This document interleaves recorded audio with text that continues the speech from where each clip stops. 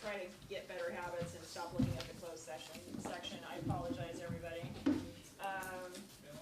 Yes, use the microphone. Okay, thank you. I get a do-over. I get a free do-over. Appreciate that. So I'm going to go ahead and call the meeting to order.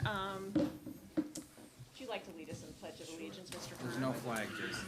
Right up. Where did the flag go, by the way? Right up. We're gonna, right about 2 o'clock, folks. Thank you kindly. I pledge allegiance to the flag of the United States of America and to the republic for which it stands, one nation, under God, indivisible, with liberty and justice for all. Thank you. Mr. Shanahan, can I put you on backdoor duty? I think someone was just trying to get in the back. Someone was just trying to get in there. They're coming around, but can you watch for folks? Thank you. It's our Sergeant at Arms, Mr. Shanahan. All right. And may we now have the roll call? Councilmember Cruz? Here. Vice Mayor Walter? Here. Councilmember Brigham? Absent. Councilmember Turner? Here. Mayor Bagby? Present. And may we have a report out of closed session? Mayor, no reportable action was taken under closed session. Staff was given direction. Thank you. And are there any conflict of interest declarations at this time? All right, seeing none, we will move on to agenda review. Are there any changes or deletions? Mayor, no changes to the agenda this evening. All right, thank you. So at this time, we'll have public comments. Any person wishing to speak to the City Council on any item not listed on the agenda may do so. Members of the public have the right to speak on any items on the agenda, any items on the council agenda during that item. Pursuant to the Brown Act, the City Council is not allowed to consider issues or take action on any item not listed on the agenda. Each person wishing to speak must go to the podium when advised by the mayor and speak directly into the microphone. Each speaker will be limited to 3 minutes unless additional time is authorized by the mayor. Would anyone like to come forward and speak on an item that is not on the agenda? Please do so. Good evening. My name is Ann Elston, and I'm here just to tell you about an incident that I saw involving a homeless person that puts a different and positive face on it. Saturday morning, I was out in the River Park on a run with my running partner, and as we came toward the north end of the path, we saw somebody out there with a shovel, and the mud was probably at least a foot deep. And this person was shoveling away. We got closer, and we said hello, and he said something about not all of us homeless people are bad, or something like that. And it caught me. So after we finished and had our coffee, I went back and I talked to him. And this young man said, he gave me his name, said, you know, I'm homeless, I work, I probably have put in maybe 3,000 hours of just doing stuff because I need to do stuff. He said that he had been homeless for a couple of years, and he hung around or stayed around Cloverdale because he has a young son who lives with his mother, and he hopes to have a chance to see the young boy. So I'm not an expert on homelessness. I don't know anything beyond that, but I thought it was unique enough and interesting enough to go into the mix of consideration for the homeless problem. Thank you. Would anyone else like to come forward at this time? Please do. And don't be shy, and we had a long meeting tonight, so if you want to line up behind the podium, please do, and get ready to write your name. All right. Hi, council members. Thanks for hearing me. My name is Amber Romandi, and I am representative of a group of concerned parents here who couldn't make it all here tonight, but Linda has already been kind enough to put us on the agenda for a subcommittee meeting. We've become concerned because of the toxic play surfaces in our playgrounds. It's come to our attention that the rubber tires can cause cancer by touching and even inhaling the fumes that come off of them. So I have brought some additional materials here to be reviewed by the subcommittee before the meeting on the 24th. And I'll just read a couple of quotes with the rest of my time. The California Office of Environmental Health Hazard Assessment conducted 3 laboratory studies in 2007 to investigate the potential health risks to children from playground surfaces made from tire waste. One study evaluated the level of chemicals released that could cause harm to children after they have had contact with loose tire shreds, either by eating them or touching them, and then touching their mouth. The other 2 studies looked at the risk of injury from falls on playground surfaces made from tire waste compared to wood chips, and whether the shreds could contaminate air and water. The results of the OEHHA studies showed that a single incident of eating or touching tire shreds could probably not harm a child's health, but repeated or long-term exposure might. 5 chemicals, including 4 PAHs, were found on wipe samples. One of the PAHs, chrysine, were higher than the risk level established by the OEHHA, and therefore could possibly increase the chances of a child developing cancer. A 2012 study analyzing rubber mulch taken from children's playgrounds in Spain found harmful chemicals in all, often at high levels. 21 samples were collected from 9 playgrounds in urban locations. Most contained high concentrations of several PAHs. Several of the identified PAHs can be released into the air by heat. Children are likely to inhale them, and they can become airborne at much lower temperatures, such as 77 degrees Fahrenheit. We know it becomes a lot hotter than that in Healdsburg here in the summer.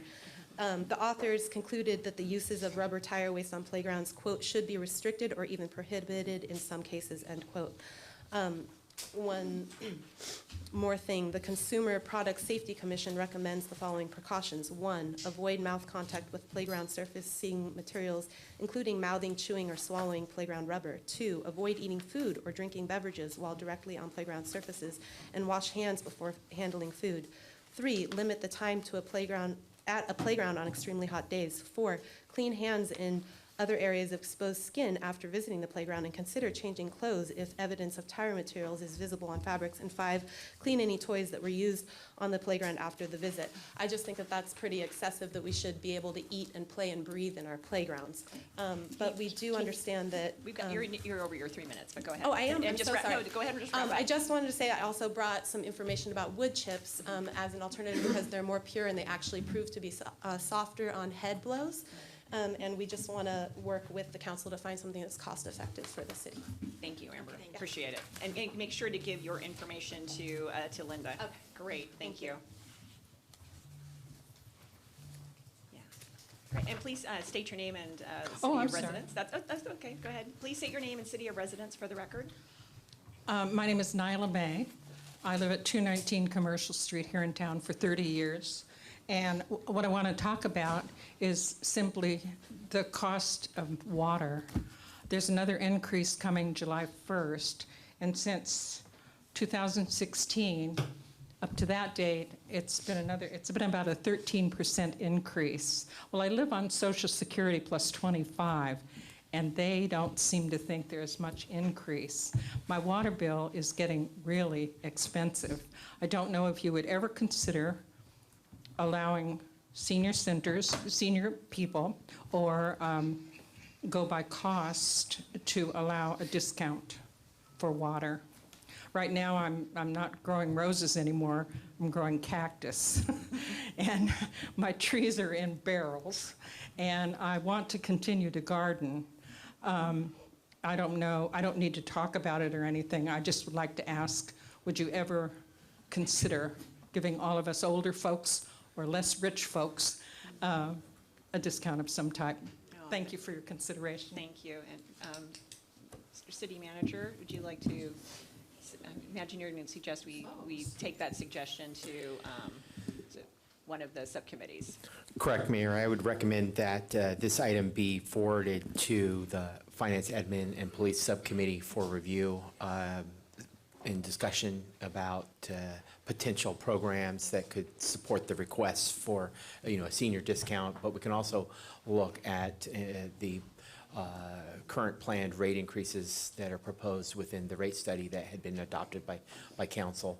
And within the next fiscal year, we will be discussing a new rate study, and there will be opportunities to build into the overall rate structure programs that could support either low income or senior communities. So that's something we can evaluate as we go forward. Thank you.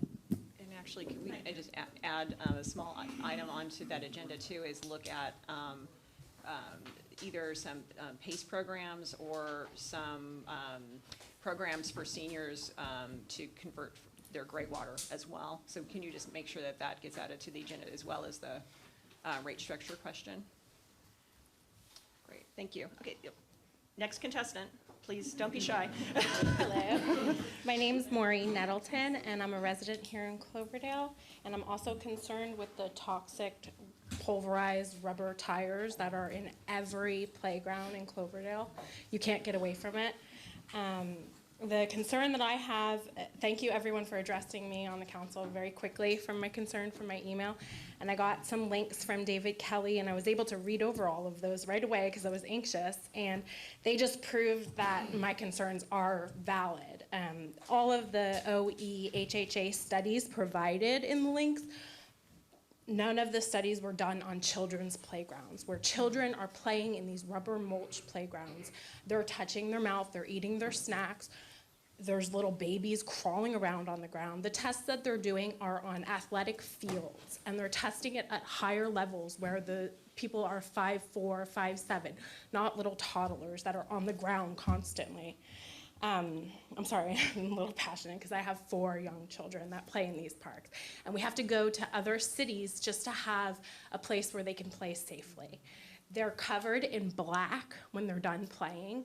They smell. It smells nauseous there. If you've ever been to a park in Cloverdale on a warm day, not even a hot day, and we have lots of those, it smells disgusting. So I just want to move forward, and the virgin wood chips are much safer, and it's what you see all around Sonoma County. There's hardly any rubber mulch in any of the playgrounds. If it is, it's the poured rubber, which is a lot safer than the rubber mulch that we have at our playground. So I just want to, I know we have a meeting at the end of the month to talk about this, but I just want to get more people on board and understand the danger that is at every park that our kids play at here in Cloverdale. Thank you. Actually, can you, just for the record and for the public, what is the date of that subcommittee meeting, the date and time? March 26th. Oh, thank you. I was asking my staff, but you know, so, because it's obviously, it's on your calendar, so thank you. And just for reference, the subcommittee that is being recommended to be forwarded to is the Public Works Subcommittee, and staff will compile additional information and data that could be presented to the subcommittee for review and consideration. Great, thank you. Okay.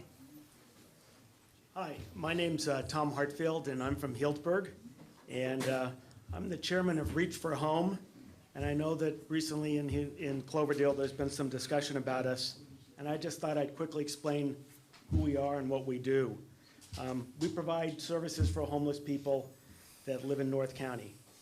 We've been successfully doing this for over 5 years. We have a pretty good track record, and our goal is to get people from homelessness to where they want to live in a home and they're able to afford to live in a home. We have properties in Healdsburg. They're all neat, clean, and well-maintained. And all of our programs have an independent third-party audit, and it's available to the public. So if anybody wants to see our results, we can show you our audit report. Please just ask. Here's what we provide. We have an outreach team. Our team works with homeless people in the encampments. We try to get them to medical appointments, to mental health appointments. We try to get them to realize they need to live somewhere else. And we're currently working with about 10, 12 people in Cloverdale.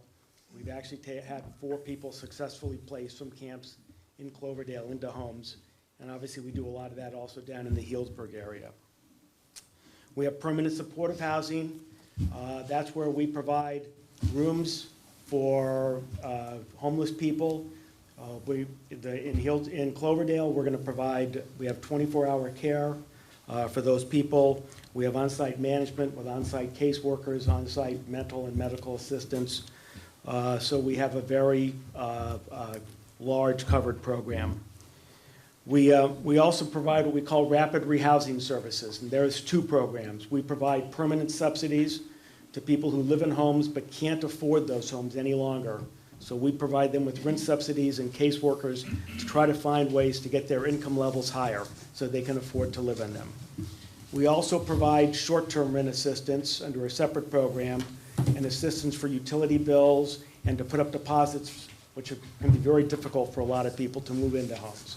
And that's a separate program. And those two programs, we spent over $100,000 in the last year on those programs, all that money coming from private donations. So we provide all this at no cost to anybody, just our donors, and the county does provide us with some support as well. So all I can say is, again, my name's Tom Hartfield. I'm the chairman of Reach for Home. If you have questions, if you have concerns, we do have properties in Cloverdale.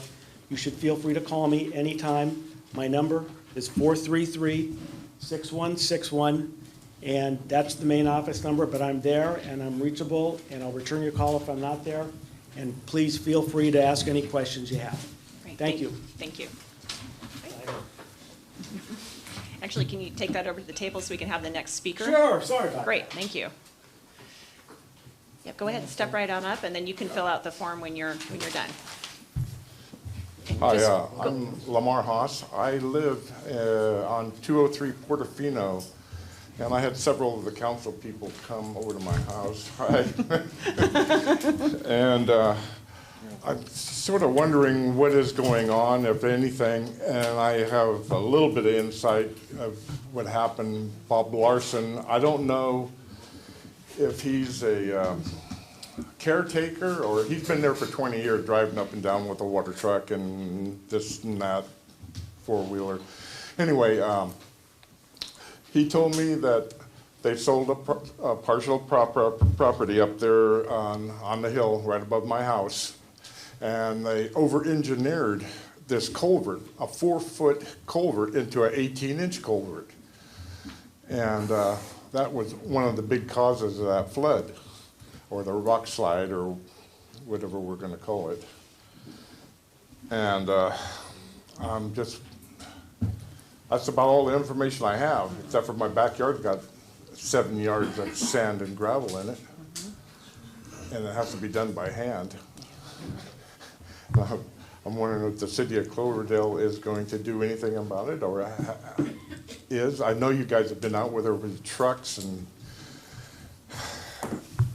manpower and everything. Because it's not on the agenda, I mean, we can give an update, but as city manager, would you like to address this directly and specifically how it's going to be, covered in the future?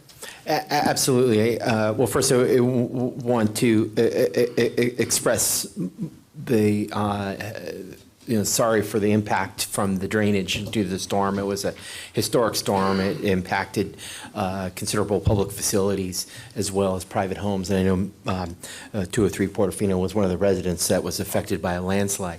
Unfortunately, it appears that the landslide activity was generated by land use activities outside of the city and outside of our control, though our staff did respond pretty promptly late into the evening to try to address that issue as quickly as possible. We were contacted pretty quickly by the Sonoma County Office of Emergency Services, and we did refer both Sonoma County Office of Emergency Services as well as Cal OES, the state agency that coordinates with FEMA, the specific addresses of which there were 3 residences within the city that were impacted by the mud flows that were generated from this work. Obviously, there was a response that was required from staff, and we're going to be evaluating whether that can be recovered from the private property owner. And I think that would be my recommendation, to also seek through your insurance recovery from that property owner for any damages that were incurred, because it really was a result of impacts on adjacent private property not in control of the city. But we could refer this to the Public Works Subcommittee for additional review to talk about specific flood impacts that was related to that storm event that we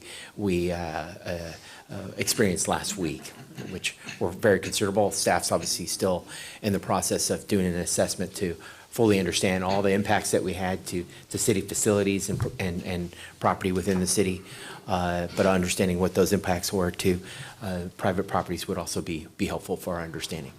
So let's make sure that gets on that subcommittee agenda, and you have, he has your card, is that correct, Mark? So stay in touch with City Engineer Rincon. I believe you have it. We gave you his business card that day we were out, and I got the business card from you. Oh, actually, that was from Or- Marta, but yeah, that's got the main contact and. And from him. Yeah, and I believe you got. So can Marta's. I can contact Ms. Cruz? Yes, you're Okay, welcome. can I come to your office and talk to you personally or on the Well, phone? you might want to start by going to the subcommittee meeting, where it's gonna be signed, so can we get the date and time for that? That is March So, 26th. March 26th at what time? March 26th It's at 4 PM At 4 p.m. at City Hall. Yeah, at City Hall, Yeah. okay. yeah, you're not on that subcommittee, right, Marta? It's No. Jason and Gus? Yeah. Okay, So, so yeah, that would probably be the best place to start, and 4 then. PM. Yeah, and then, of course, absolutely. And if there's any documentation or photos that you'd like to submit to the city in advance of that meeting, that would be helpful. We could include it in the agenda packet, and we can discuss more specifically some of the issues that you experienced. And Yeah, how okay, how many days ahead of that meeting does he need to submit that so that it just gets into the packet? Is it about the week before? I would recommend the Thursday prior. Okay. So that would be So, approximately the 21st. so Lamar, if you could email the, Linda, can you give him your card as well? Email Linda, like, any photos you have or any information that you have that you'd want to go into the agenda packet, send it into Linda the Thursday before so that can be part of the meeting and part of what Gus and Jason review. Okay, so you want photos of, If you have any of those kinds of oh, I've materials, that got would be great. all kinds. I know, this is Lamar. And But they I'll- won't let me up there, so, it's like private property. Right. And this Bob Larson, he wouldn't even give me the name of the owner of the property up there, so.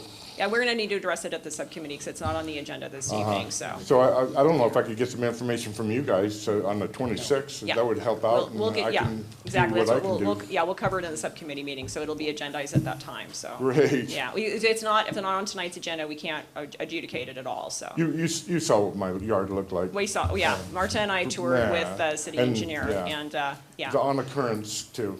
yeah. Yeah. The three properties on Portofino were pretty badly affected, so.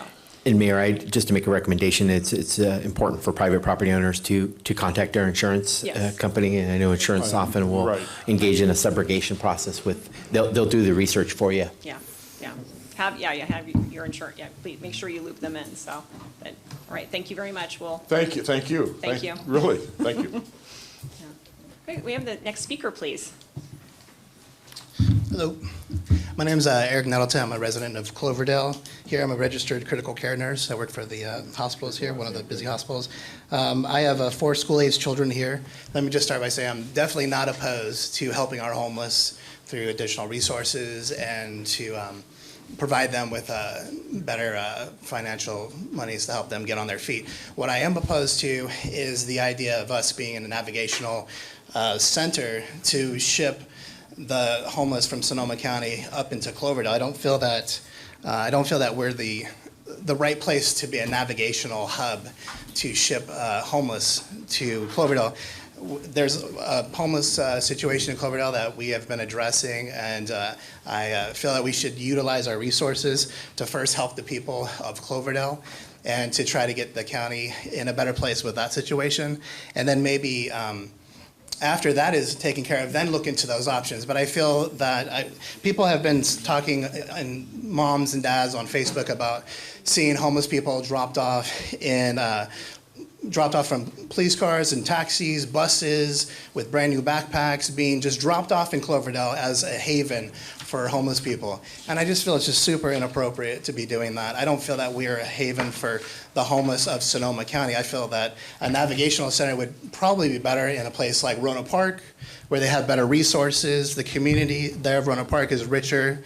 They're better able to handle and offer the jobs. Cloverdale, we don't even have the jobs. You have to drive 30 minutes south just to get to the jobs. And so I just don't feel that that's really in the best interest. I feel like they're being basically dropped off, taken out of the tourist's eye, put up in Cloverdale, and we're trying to better our image. We're trying to bring Cloverdale up. We're an up-and-coming, city. And I came here from Petaluma wanting to, be proud of Cloverdale. And I just don't feel that way when I see homeless people being dropped off from the freeway at 101 only to be going down to our rivers. And people are already saying they don't feel comfortable at River Park, float tubing with their families down the river. You can see the homeless people is growing, and it's just going to create another gateway to legally drop people's homeless, take them out of the downtown areas of Santa Rosa, Roanoke Park, Healdsburg, and to put them into Clover. I just don't feel that's okay. And the bottom line basically is I think that we're not the correct place for a navigational hub to ship the homeless to. I don't think that Cloverdale should be taking on that responsibility. I don't think the people of Cloverdale want it.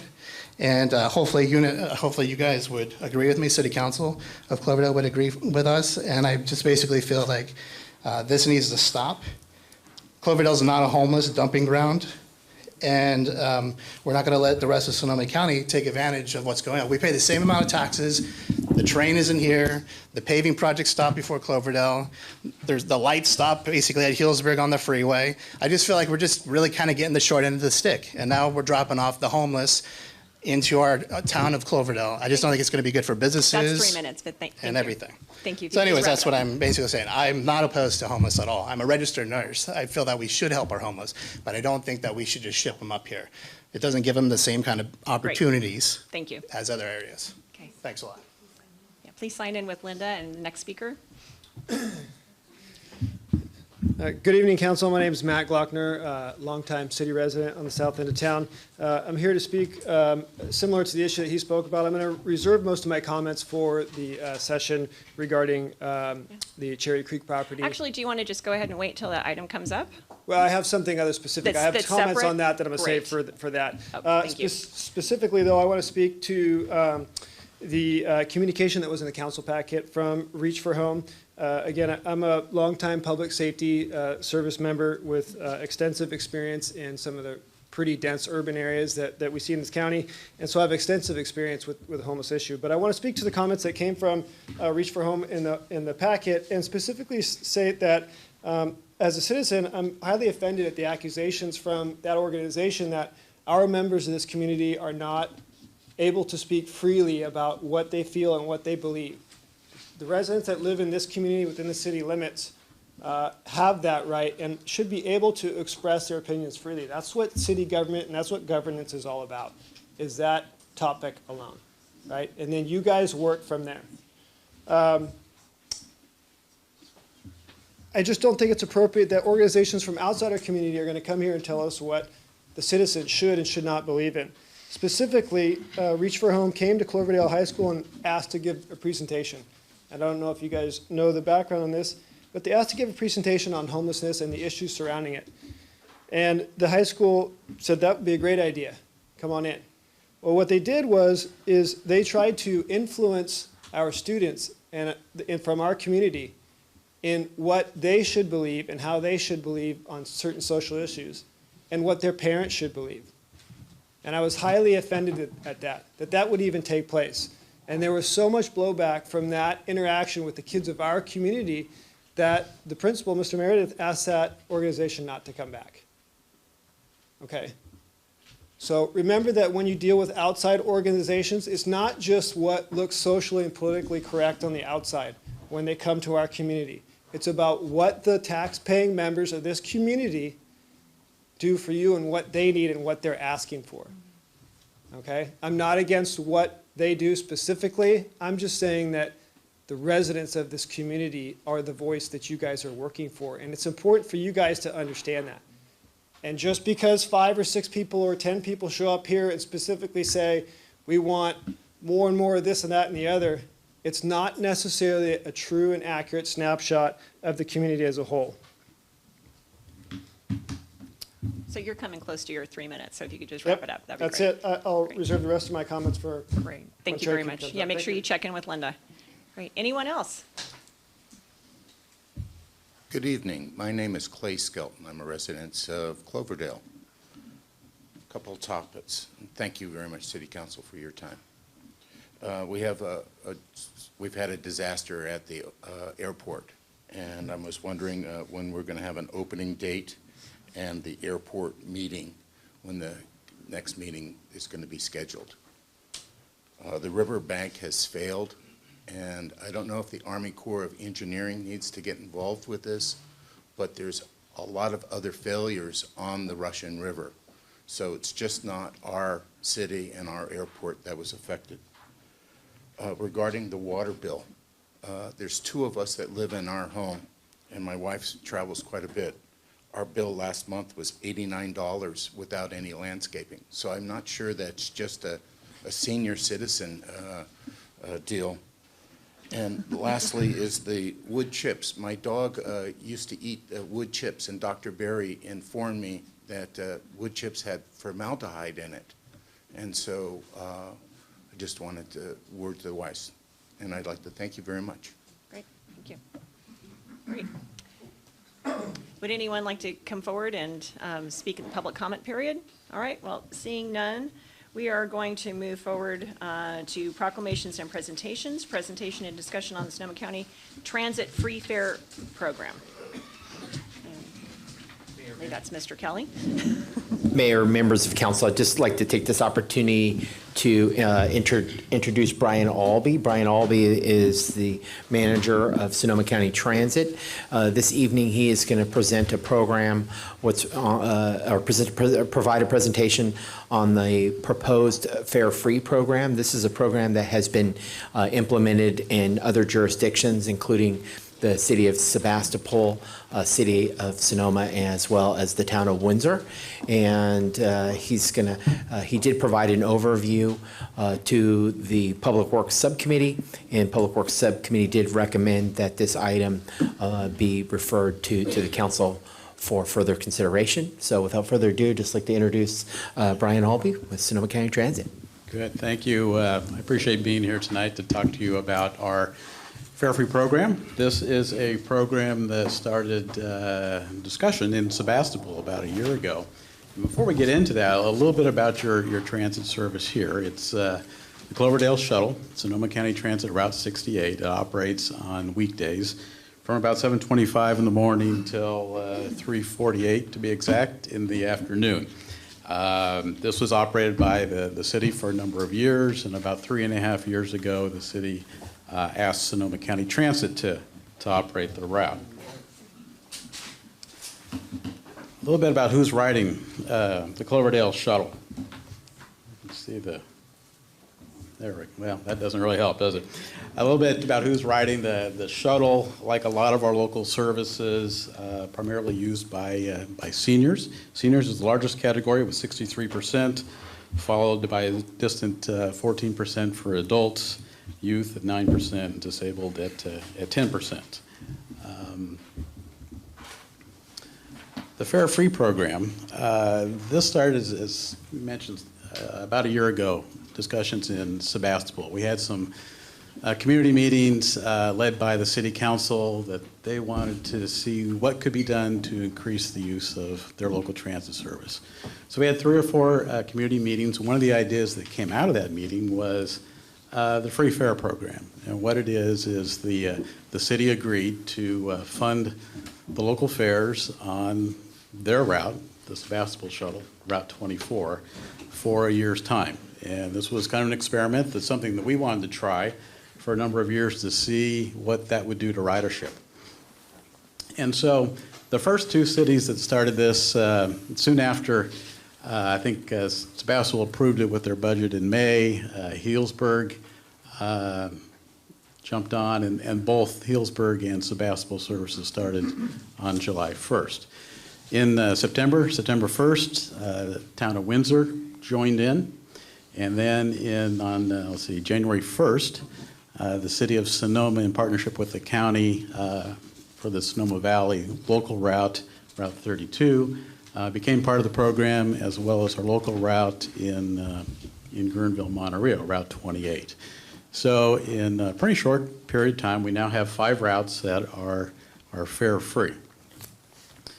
And we've had some very positive results, which we're very, very happy to share with you. Where we started in Sebastopol, over the first 7 months, this is through January, ridership increased about 50%, followed by Healdsburg. They were up about 38% for the first 7 months. We looked to Windsor, they were up about 78%. And what happened in Windsor, in fact, all the city councils we talked to, is there was interest on behalf of the councils to get more students, youth riders, using local transit. And that was particularly a point of the Windsor Town Council. And we didn't change the service. This was service that was already in place. And from what I hear, once we got the graphics and the advertising out and people heard about the service, parents were telling their kids, hey, the bus is free, go out and try it. And fortunately, we've had good word of mouth, and since September, since the start of the school year, we've seen a incredible increase. We were projecting for Windsor about a 40% increase, so this was well beyond our projections. And just a little bit about transit, not only here but throughout the state, actually throughout the country, transit ridership has been decreasing. And transit is expensive to provide, and if we provide more service, it doesn't mean we're going to get more riders. This is a program that, with an investment from the local communities, relatively modest, has brought us new riders and generated interest in local transit in the various communities. Continuing on, Route 67, about 38% increase. The two newest ones, the Route 28 out in the river area, in the first month was about 40%, and then Sonoma Valley was about 16%. In fact, on Monday, we've been working with a committee over in Sonoma Valley. We're altering the schedule to better serve the high school, and we think in Sonoma we can see similar ridership as we do in Windsor from the high school. And in fact, that is probably the fact here in Cloverdale as well. This chart, I apologize to the audience just for the size, but I will go through this really quick. These are the first three that we started with Sebastopol, and you can see that youth ridership, this was over the summer, we had a big increase. These are small numbers, so high percentages, 747%. Route 66 in Windsor, you can see a year ago, September through January, we only had 411 riders. The same period this year, almost 2,800 riders, so a big increase. And Route 67 in Healdsburg, we saw a big increase in adult riders and also with youth riders.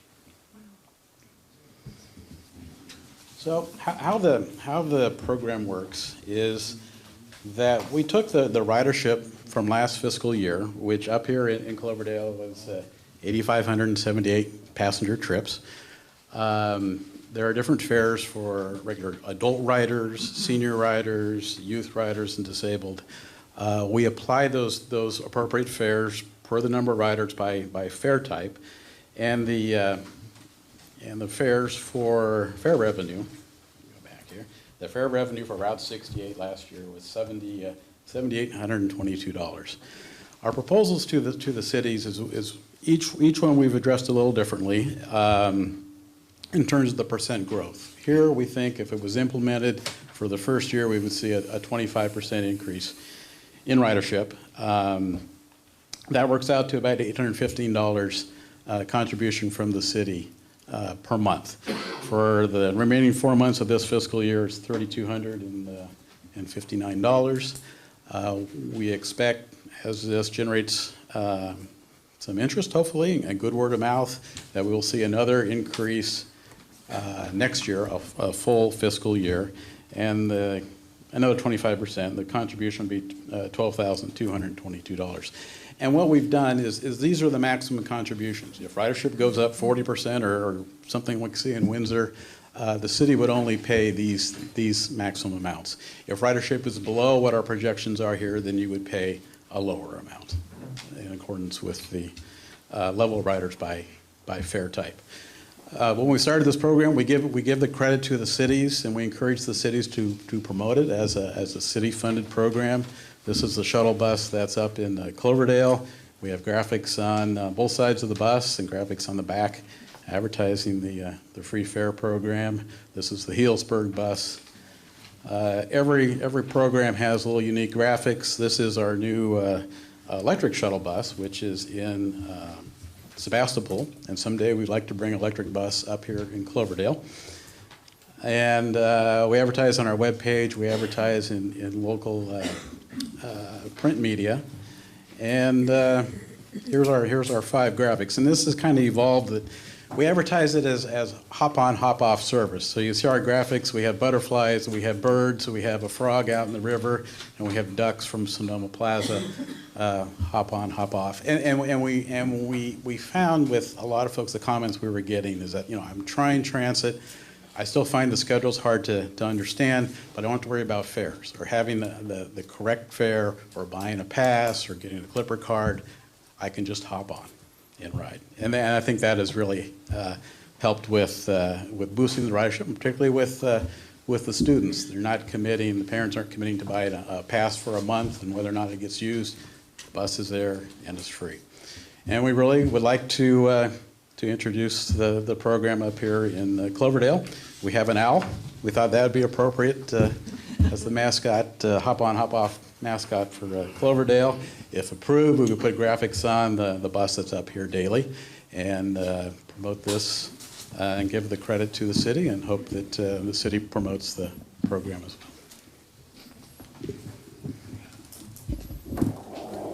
Thank you, Brian. So at this point, are there any questions from the council at this time? Any technical questions, or did you want to hop in, Mr. City Manager? Good evening, Mayor, members of council. I just want to share with council that we brought this item forward at the request of Mr. Albee to present the proposed program to the council. It's not agendized tonight to take action, but if there is a consensus support by public comment as well. Too, right so, yeah. by the council after public testimony, we can bring this back if again there is consensus support for it. Probably at your March 27th meeting to consider implementation of the program as soon as April 1st. What we would need to look at, and we would coordinate with Mr. Albee, is what's the cost for the service for the remainder of 3 months of this fiscal year, and consider that cost as part of the budget process for next year as well. If we do implement it, or if council does support the idea of implementing it this fiscal year, it would require a budget adjustment. I'm just kind of doing the math here. For a 3-month period, it would be approximately a $2,500 cost. And one factor is we have already purchased bus passes, so there'd be some offset due to the exchange of the bus passes that would no longer be needed since the fare would be free. Thank you. Would anyone from the public like to come forward? Great. Stay close, Brian. You might need to answer some additional questions. And please state your name for the record. Hi, I'm Becky Ennis. I'm the Executive Director at the Senior Center. And thank you for hosting us tonight. Oh, you're so welcome. I just realized we don't have an inside flag for anybody to, we'll have to fix that. We'll work on so you that. don't stare through the wall and outside. So I did send an email address to City Council, and I realize you have that in front of you, but for public, I just have questions, and I'm hoping that the council will consider these questions before moving forward with the free fare program. First of all, as it pertains to the Senior Center, we have a stop right out front. The first stop is at 9:03. The last stop is at 3:03. We operate from 8:30 in the morning until 4 o'clock in the afternoon. So for our seniors, which Mr. Albee is presenting is 63% of our ridership, they cannot make it to all of our programs. So we have the least amount of stops at the Senior Center on the current schedule as it is. So I would request that we have more stops at our Senior Center. Also, one thing that I've learned in the transportation research is that, seniors don't all live on the route. And I would hope that the city would take into consideration where all of your constituents live. We are here at the Senior Center receiving phone calls and asks for folks that need transportation to doctor's appointments outside of Cloverdale, or to come down to Ray's and go shopping, and they're not on the current route. Paratransit for Sonoma County, and please correct me if I'm wrong, you have to live within 3/4 of a mile of an established route to be ordered to qualify for paratransit. Paratransit will come to your home and take you to your destination. You have to schedule it well in advance. I just, again, I put the route on the map of Cloverdale. It's not to scale, but I do wonder if SCT has done any research on who lives outside of that 3/4 of a mile. Our seniors that I've directed to paratransit, the small handful that have come back to me and said, I don't qualify, they're not even really sure that I don't even think they understand that there's a 3/4 mile limit that they have to live in the route. I also want to ask that City Council look at the numbers that are being provided in ridership. Are they duplicated or non-duplicated numbers? 5,405 riders for seniors, that's a lot of people. I don't think there are 5,400 seniors in Cloverdale. While there's 35% that are over the age of 60, that doesn't equate to 5,400. So again, I ask that these numbers be reviewed and that they are proven to be duplicated or non-duplicated in terms of riders. Is it 4 people riding the bus 20 times, or is it really 20 people riding separate counts? So just questions to ask. We are looking at a travel voucher system in which we will be able to pay companies such as Uber, Lyft, or Women Driving Women, or a volunteer driver program to be able to help our seniors out to get to places that they wouldn't normally be able to get to. I'm all for more transportation, but I'm also for accessibility, and I have yet to see that in the presentation. Great, thank you. Anyone else? Please don't be shy. We've got a really tight schedule, so if you're going to speak, just get up out of your seat and wait in line, please. Hi, my name is Bert Bernstein. I'm sure some of you know me. I drove the city bus here for almost 35 years. And we had a very unique system in that I was allowed to go off route for seniors and disabled and pick them up at the door and bring them to where they needed to go, following closely to the route. I was very rarely off my time on my schedule because I allowed a little leeway on both ends, and it did work well for us. I know Sonoma County, they'd have to have like a request in advance, I'm sure, because they're not going to be calling me on my cell phone.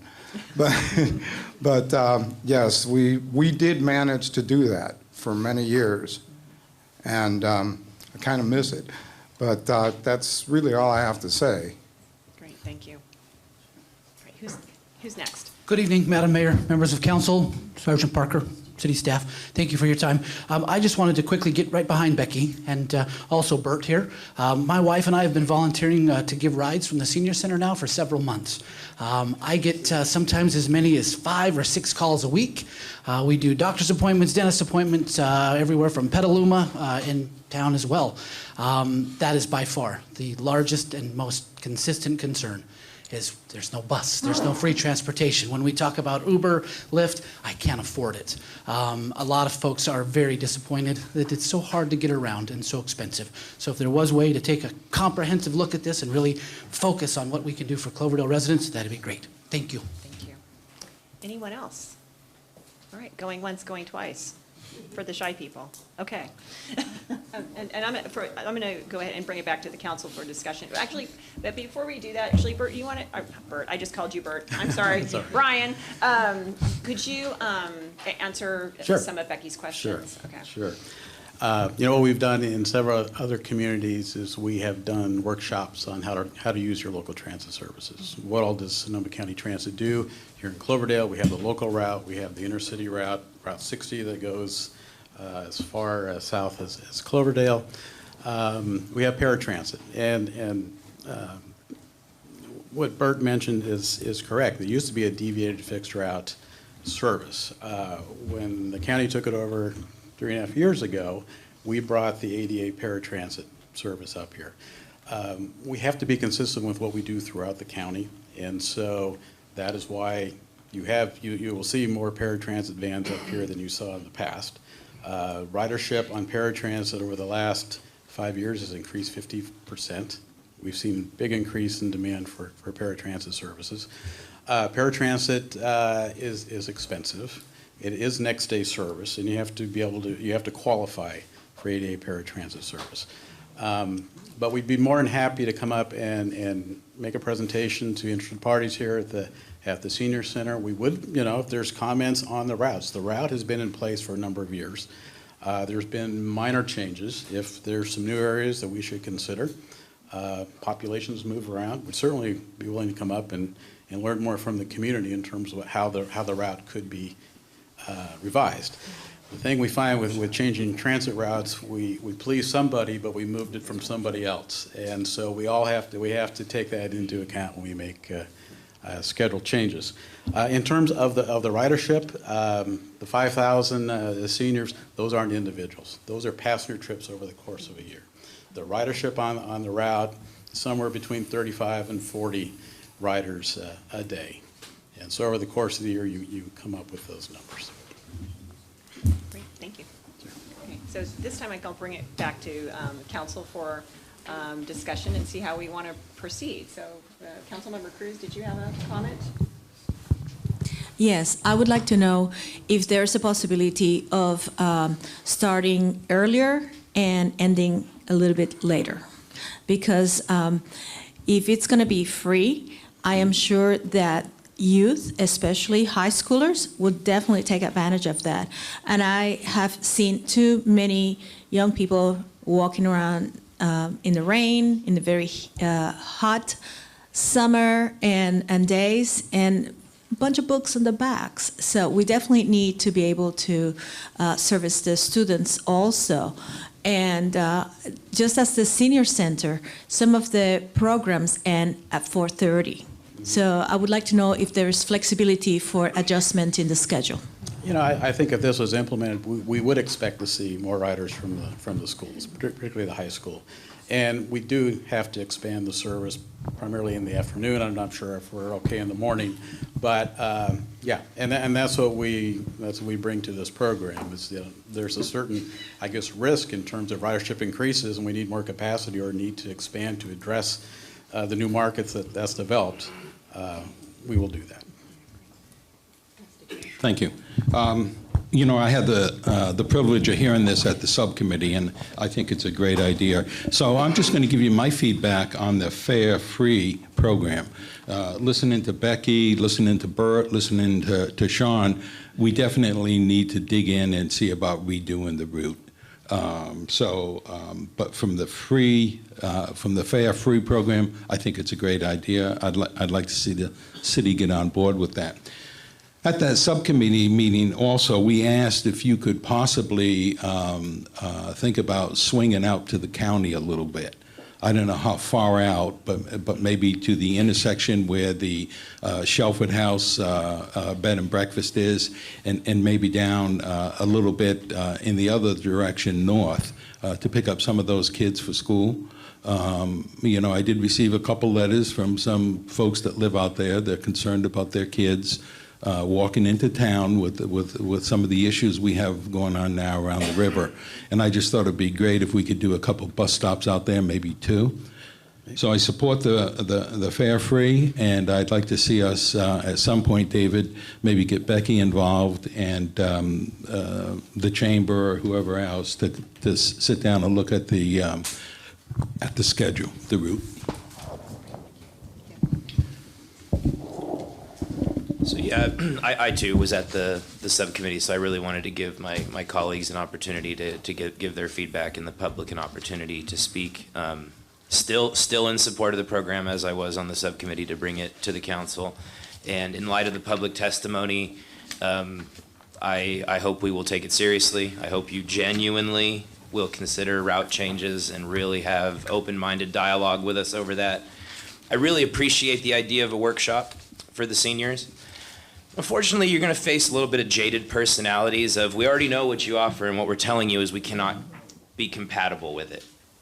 So I just hope there can be an open dialogue to where, you know, maybe if Cloverdale is insistent, if there's a fee structure that could come with it, and just how open-minded we can be. You made a comment, you must be consistent with your different jurisdictions. And if that consistency can come in the form of a fee schedule, I would at least be willing to look at it. So, thank you. Just a couple of things. I think, Bert, you probably heard me tell this story before at one meeting or another. The thing that, pardon me? Brian, oh God, I did it again. I'm sorry, Bert. Bert, you know, I miss you. What can I say? I miss seeing you on your route. I miss you. What can I say? I know, and I'm sure people wish that you were in charge instead of Brian. I'm sorry. Sorry, Brian. I'm sorry to throw you under the bus and make a terrible joke at the same time. But there it is. Well, we're coming up on an hour, so we need a little bit of levity here. But one of the things that, and I would actually concur with Councilmember Cruz. I've seen a lot of kids in town, and the bus schedule for, especially in the morning, it just doesn't work for them. They're hoofing it from, pretty far. Not that doesn't build character and everything, but what we're asking kids to do now by hauling all those books, it's just ridiculous. The other thing that I've seen that I've probably said to you before is that the bus also doesn't service the kids on the other side of the river, which is on the county side, and it certainly there is nothing for them for football practice and for sports practice. And I've seen those kids have to cross that bridge, which it's just not great for pedestrians, but they live over there and they go to school in town, so they have to do it. And so that's a real safety concern too, is just seeing extended service into the afternoon. And it's ridiculous if we're seeing these numbers of senior ridership that it's not in sync with the senior center hours. That just doesn't make a lot of sense too. So that's a concern for me. So I guess what I would want to see going forward too is having some of those those concerns addressed. And then I would want to see this as a budget proposal at our budget meeting in May. I think it's a great program. I've heard from, fellow council members throughout the county that it's really effective and has been very popular. And it's something that I hope that we can afford, but I'd like to see it I don't know if I would want to even do the last 3 months of the fiscal year. I think I would just want to address it in the budget meeting, but I might be a minority opinion on that, which is fine. So, but if we're going to do it, I'd like to see how it fits into our budget for the year. So those are my comments. Yeah. Did you have anything you want to close, Brian? I'll call you by your right name this time. Being up here tonight, good comments, and we'll certainly work with your staff and the senior center, and maybe make some changes, or at least consider some, and we'll also be working with the schools. Great, yeah, and I think getting in sync with the schools and the senior center would be key. Right, yep. All right, thank you. Well, is there anything else, any other comments from staff? I think what I hear from council is that there's a support for the program. There is a consensus for the need to coordinate with Brian's team at Sonoma County Transit on conducting a workshop, and we can certainly coordinate with Mr. Albee. I would probably want to enlist the assistance of our Public Works Director as well, because it can affect the location of bus stops, and where those transit stops are located would need to be coordinated, and certainly input from our city engineer is important. I don't hear a consensus on the timing on when to bring this back. I hear the mayor's direction to bring this as part of the budget, and that's certainly appropriate, and we can work with Mr. Albee to bring forward an agreement that could be effective at the start of next fiscal year with the costs identified for the council's consideration. Yes, I am of the opinion that with the significant changes our community has asked us to consider, that having it for fiscal year 2018 may have us just kind of rushing it. And so for fiscal year 2019 would be preferable to have it in our budget planning committee for me. Am I off a year? 2019, 2020. Yeah, so not for 2018, 2019, but for 2019, 2020. Does that sound reasonable? I'm fine with that. Okay. Yes. All right. So there you go. Great. Madam Mayor. Absolutely. But in the interim of waiting until the beginning of the next fiscal year, we have the vouchers for the free rides on the bus. What we currently offer at City Hall are bus passes, but they come with a cost. Oh, I thought you had vouchers that for the bus ride. They're actually bus passes that residents or members of the community can purchase at City Hall or utility billing center. Oh, okay. Yeah. But city does pay for those, but then we also cost in reflect the revenue from those passes in our budget. So you have enough direction from us on this? Okay, great. And since it has been an hour and I clearly need a break as it's a little warm in here, I'm going to just call a 5-minute recess and then we'll move on with the rest of the agenda. Great. Okay. All right, we're going to get started and we're going to make a slight change to the agenda. We are going to move item 7. Actually, you know what, before we do that, we are going to just go ahead and do, we need to do our consent calendar. There is no, that's right, thank you very much. So, and anything regarding communications, city manager? No report on the communications in the packet. Okay, great. So then we'll just go ahead and move up, move item 7 up to our next subject. Would you like to go ahead and do the presentation? Absolutely. All right. Good evening, Mayor, members of council, members of the audience. The item that we're going to discuss this evening is the Cherry Creek Affordable Housing Project. And this is item was agendized in follow-up to the preliminary or initial discussion that council had at your January 22nd meeting. At that time, we reviewed discussed the conceptual land use plan that had been developed for the Cherry Creek site. And during that discussion, there was a number of questions that council raised regarding the use of unspent housing bond proceeds. And there was direction given to staff to do some additional review and research of the bond covenants and how they might be utilized. And we've addressed that in your agenda report. But before I proceed, I just want to give a little bit of background, again, one for the council, but also for the audience here tonight on the Cherry Creek project itself. So the Cherry Creek project was purchased, originally for affordable housing back in 2007 by the Housing Land Trust of Sonoma County. The Housing Land Trust had put together and developed a pro forma for an affordable housing project, a market rate affordable housing project on that site. Subsequent to that, there was obviously the significant downturn associated with the Great Recession, as we call it, and the project was no longer feasible. So in response to that, the City of Cloverdale, through its Community Development Agency, its former redevelopment agency, used unspent bond proceeds to purchase the property from the Housing Land Trust of Sonoma County. Since that time, we have owned and operated it through an agreement with the CCOC, and that's an organization that you know very well through the Walls House, and it has been managed and leased as a transitional housing project. For reference, this site was a former kind of road motel called the Faro Motel, and not much improvements to the property has been undertaken. Other than some minor rehabilitation of some of the units since that time.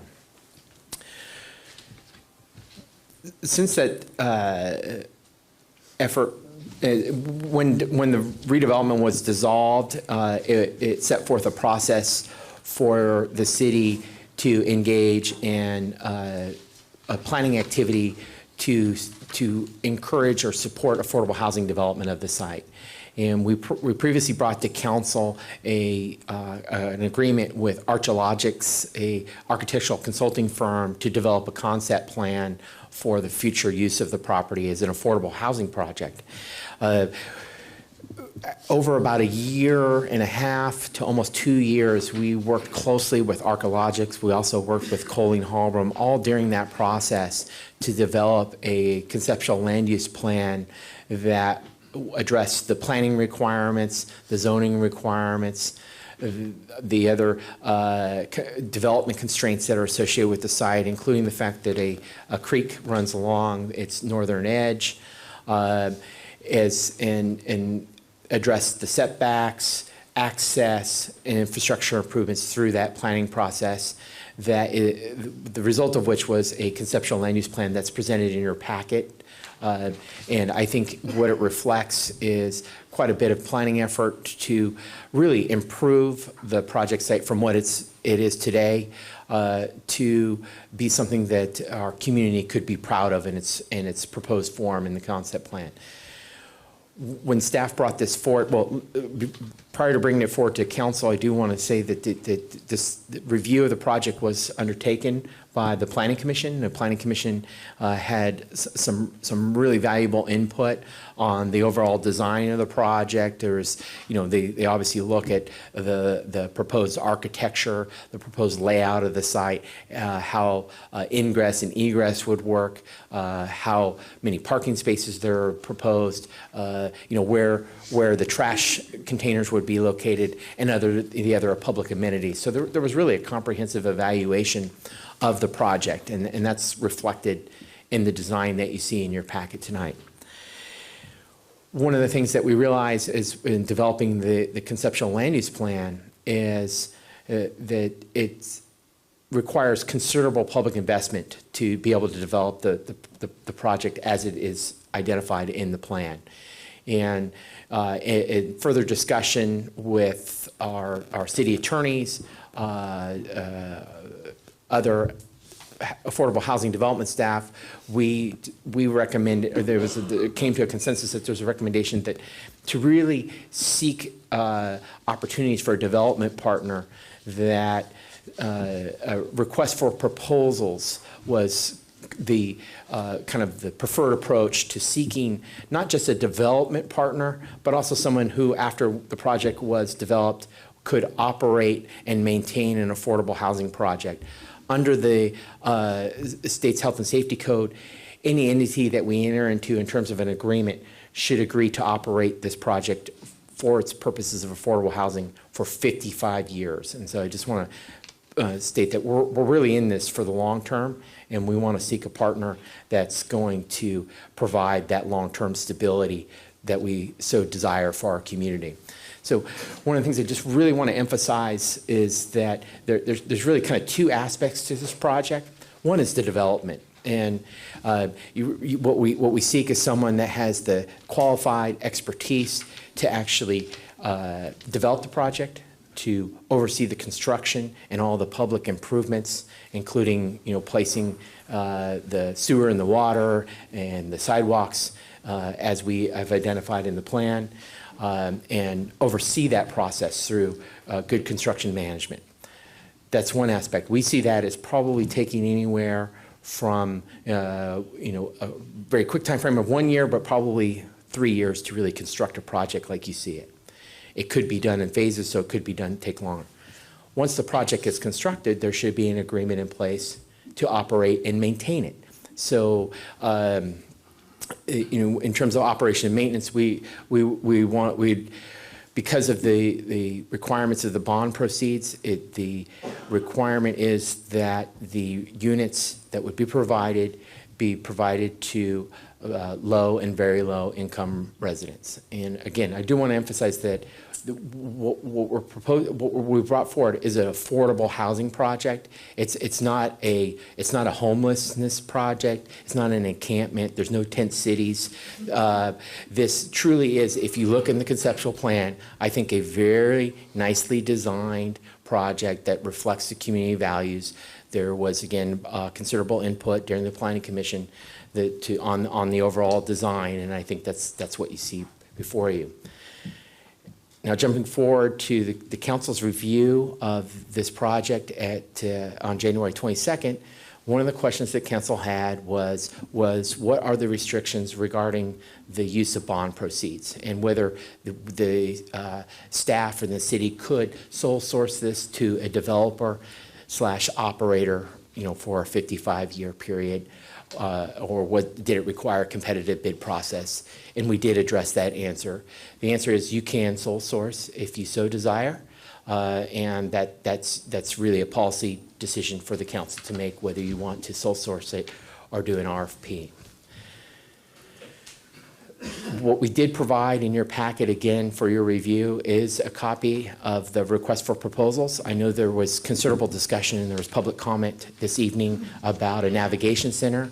All reference to navigation centers was removed. It's again, it should be noted, there's a big difference between a navigation center that you might see when you Google a navigation center in a large city like San Francisco, Los Angeles, or San Diego, versus what staff's vision was when We originally included text within the RFP for a navigation center. Really, it was intended to be an area, an option for a potential developer to provide resources and information about where you could get access to services that may be needed for rental assistance, assistance for other public need and public assistance.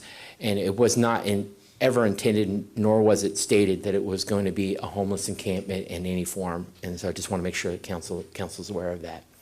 Last but not least, we did address the issue because of the tie to the use of unspent bond proceeds that were intended for affordable housing purposes, that the units that would be constructed there and are there now, in fact, need to be directed to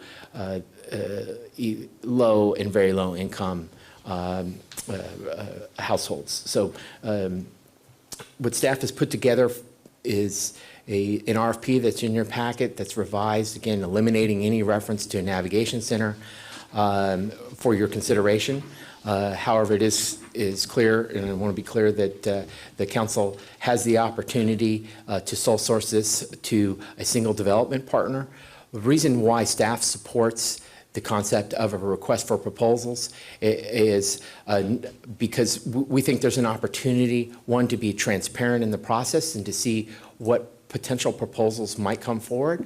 That doesn't mean you're precluding any one partner from submitting a proposal. It just gives you some flexibility in looking at what the market might provide in terms of alternatives for potential development of the site and also operation of the site. And it really gives council an opportunity to see there might be some creative proposals that are submitted to address affordable housing needs in our community, and it gives you a potential opportunity to look at what are some of those alternatives. However, if council decides to sole source the project or would like to proceed with that, staff is ready to do so. It is important to note that if through sole sourcing component or process, that is really no different than going through an RFP. The developer that if you decide to sole source, the same level and type of documentation that would be required will be required of that sole source developer. So there's no necessarily exceptions to the types of documentation that would be required through sole sourcing than it would be through an RFP process. Just the RFP process gives other entities the opportunity to present proposals for future development of the site to the council and to the community for review. With that said, we're prepared to take your direction.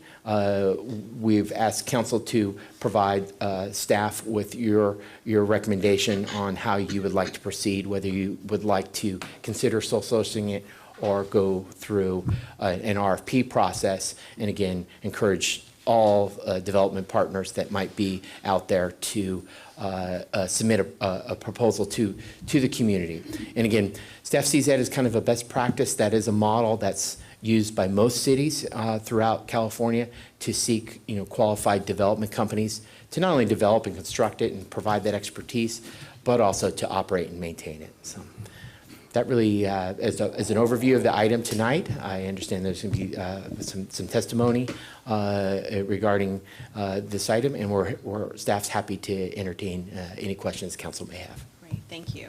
So at this time, I just want to ask the council, before I open it up for public comment, are there any technical questions on the RFP or any of the information? Do you need any clarification at all? Are you, or let's let Gus go first. It's his turn. That's okay. We share here. David, you had mentioned transparency. I have a whole list of questions here, but I just want to get this one out. On the transparency component, we're going to be if we sole source it, like you said, we're going to be asking the individual to go through the RFP process format with the submittal, and then we will be venting that contractor. That would be a good form of transparency, wouldn't it? I concur with your comment, Vice Mayor, that if council decides to sole source the project to a select developer, such as CCOC and the related partners, they would be required to submit all of the requisite documentation that we would obtain through the RFP process. Okay. So the level of documentation is in essence the same, it's just a slightly different process. Right, okay. So just, we're not going to deliberate, but any technical questions right now? I think mine can hold on to that. Okay, great. So with that, I'm going to go ahead and invite the public to come forward. If you have any comments, please don't be shy. Again, we have a packed night tonight, so go ahead and come to the podium. Be ready to fill out your name and tell us where you're from. And you don't have to navigate all those stairs over at the auditorium, so. Good evening, Madam Mayor and council members. My name is Margaret Van Vliet. I'm the Executive Director of the Sonoma County Community Development Commission. You have an email for me in your packet that was actually, we wrote last week and then the council meeting was canceled. So I'm glad to be able to be here this evening and to share any insights that might be useful to you. Just want to quickly tell you what my agency does and how we might be of service to the city of Cloverdale. So the Community Development Commission, we have three major sort of housing programs that we work on. One is around homeless services. We receive a bunch of federal and state money and we distribute that in grants to homeless services providers. And so Reach for Home is an example of one of our providers that we do send grant funds to, and we monitor their performance. So we have some expertise around homeless services and the homeless issues. The second major program area for us is that we actually run the Section 8 Housing Choice Voucher Program for the County of Sonoma. We have about 3,000 vouchers countywide. I don't know off the top of my head how many of those voucher holders live in Cloverdale, but we do know that they're scattered, really dispersed throughout the county. And then the final program is where we have what we're calling affordable housing or neighborhood housing and investments.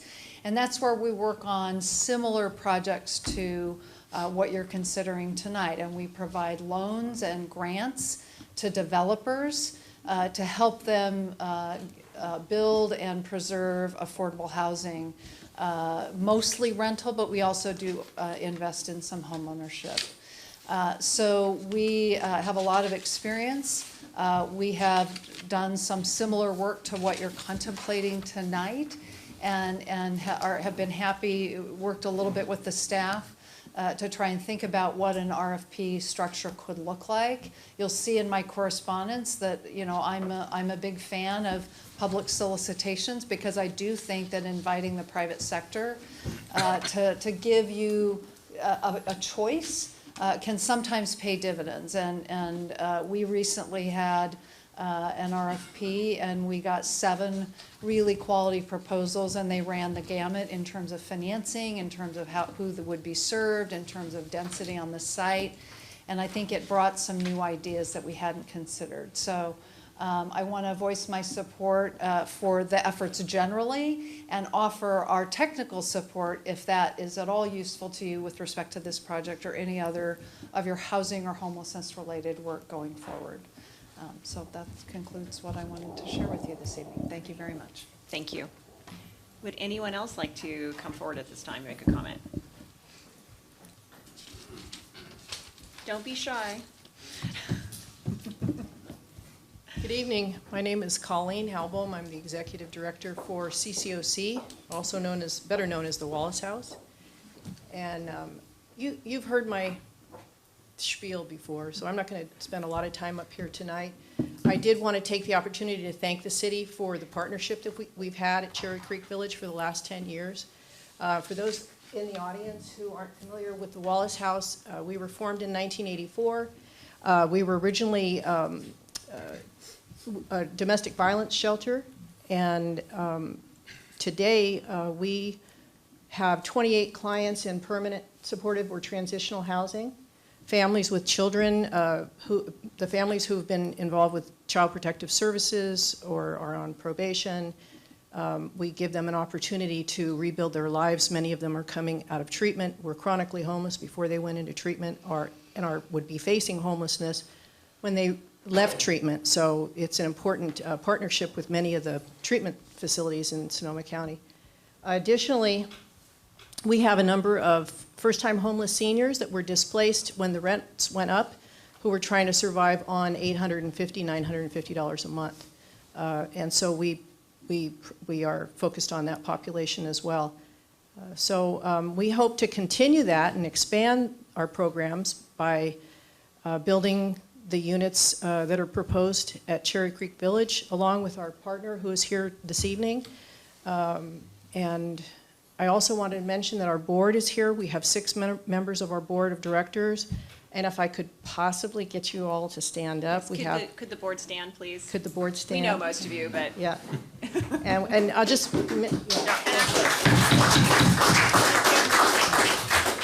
We have an incredibly supportive board of directors.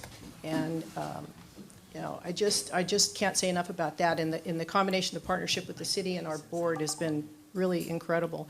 So I won't go into much more than that. I just wanted to say thank you again.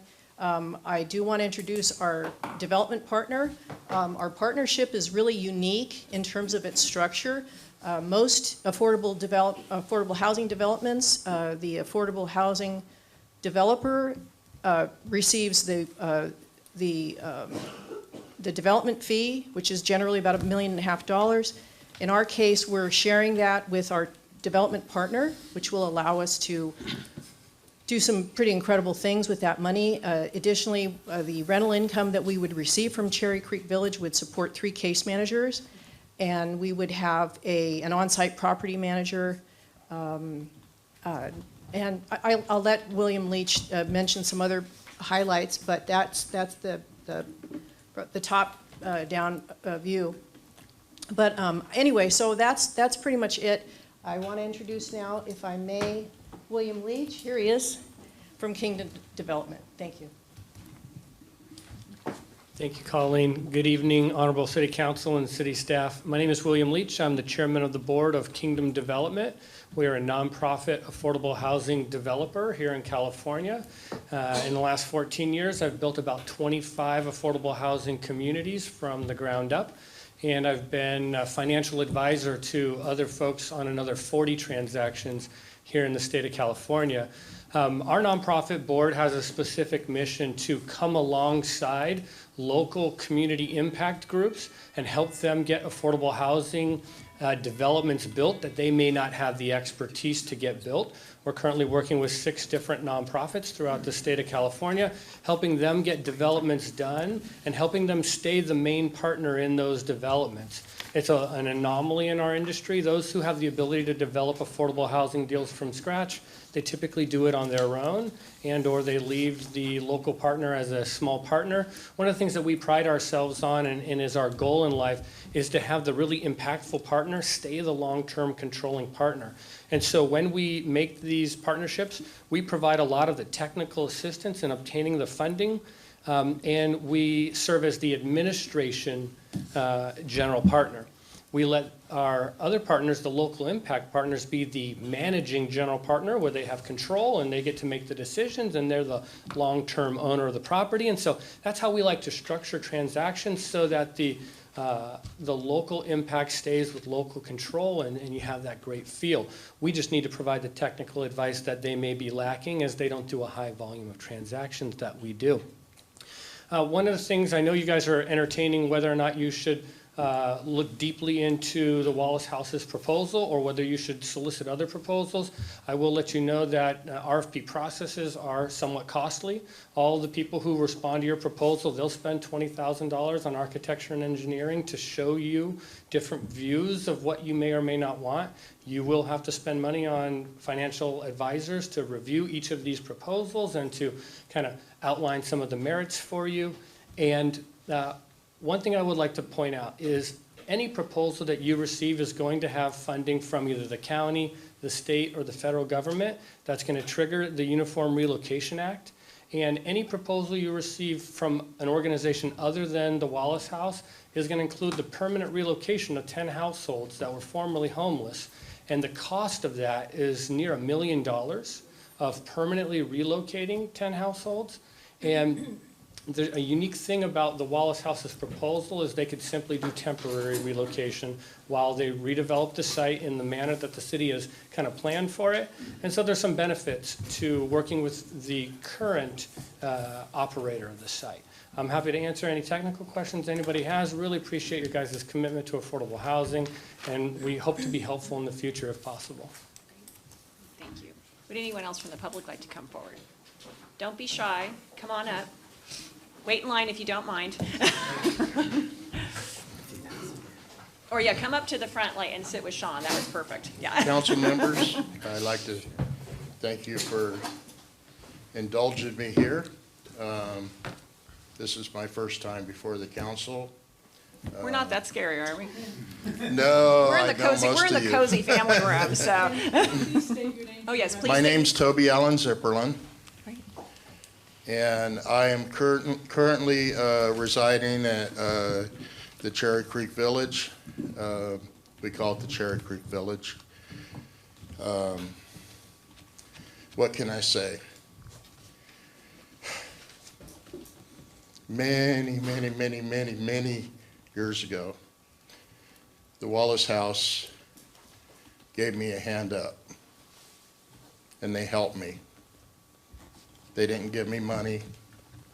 They didn't coach me along. They helped me to look at my situation and what I was doing to myself.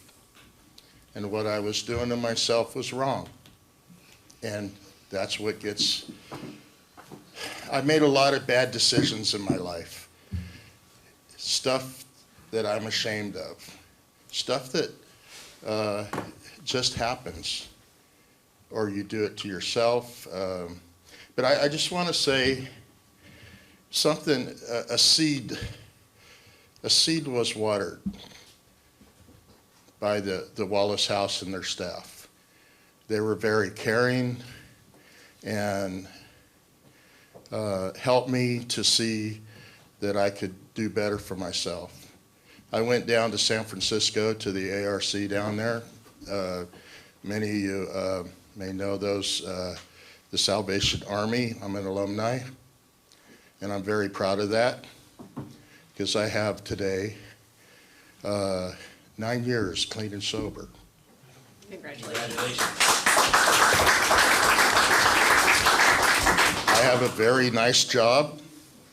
I get to go to work today. I get to have a place. But I just want to tell you a little bit about my story and not take too long. When I came back to Cloverdale, I was received with open arms. I couldn't walk. I was in braces. And so I hobbled around, and I went to AA and NA meetings. And that's how you develop a life in recovery. And the Wallace House is encouraging of that because they look at the whole person and not just the half person that's there. They see the whole person, the holistic program, at least what I could see. And I hobbled around, and some prominent members of Cloverdale helped me to get around, and they gave me some work to do.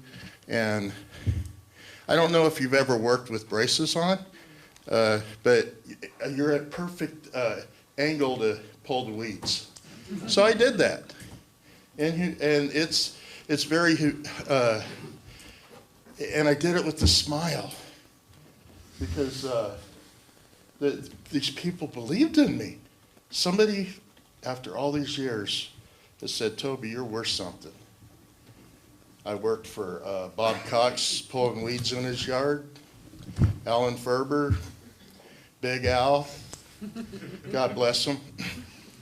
And I got by, and then I saved my money. For the first time in my life, I knew how to save money. The way you save money is you don't spend it. And then be careful what you spend it on. And I don't spend it on drugs today. I don't spend it on alcohol. I buy art supplies. I'm an accomplished artist. I win awards in the Cloverdale Citrus Fair. I couldn't do none of that today without the love and support of the Wallace House, the agency, and them believing in me. Just think of what a community can be like if we believed in people again, if we had nourished, if we didn't give them that hand, like that man said. You don't bring a bunch of homeless people, you help those homeless people. I don't want to get on a soapbox, but what can I say? I just thank the staff for helping me to save myself in ways that I couldn't see. And I just want to share one more little thing. This is what happens when you work your recovery. I have the principles: honesty, open mind, and willingness. And I sat at the table at the Cloverdale Citrus Fair, and I had a book. And I got to share my book of art with a bunch of the youth from Cloverdale. And I asked them, I said, well, hey, how'd you do? You know what? They all looked me in the eye, and I got to share my stories and talk to them about the awards in my life. And I thought about that. I wouldn't have it today. I wouldn't have this goodness in my life today. I wouldn't be in this spot at this time. I might be somewhere else, but I like being here today. I like my little unit. And, you know, you can throw all the money you want in the world at something, but unless a person thinks a little more highly of themselves, the money's not going to work. We work together there hard at the Cherry Creek Village to take care of one another and try to meet one another's needs. And there's a lot that can grow from that. Thank you very much. Thank you. Thank you for sharing your story, too. Who would like to be next?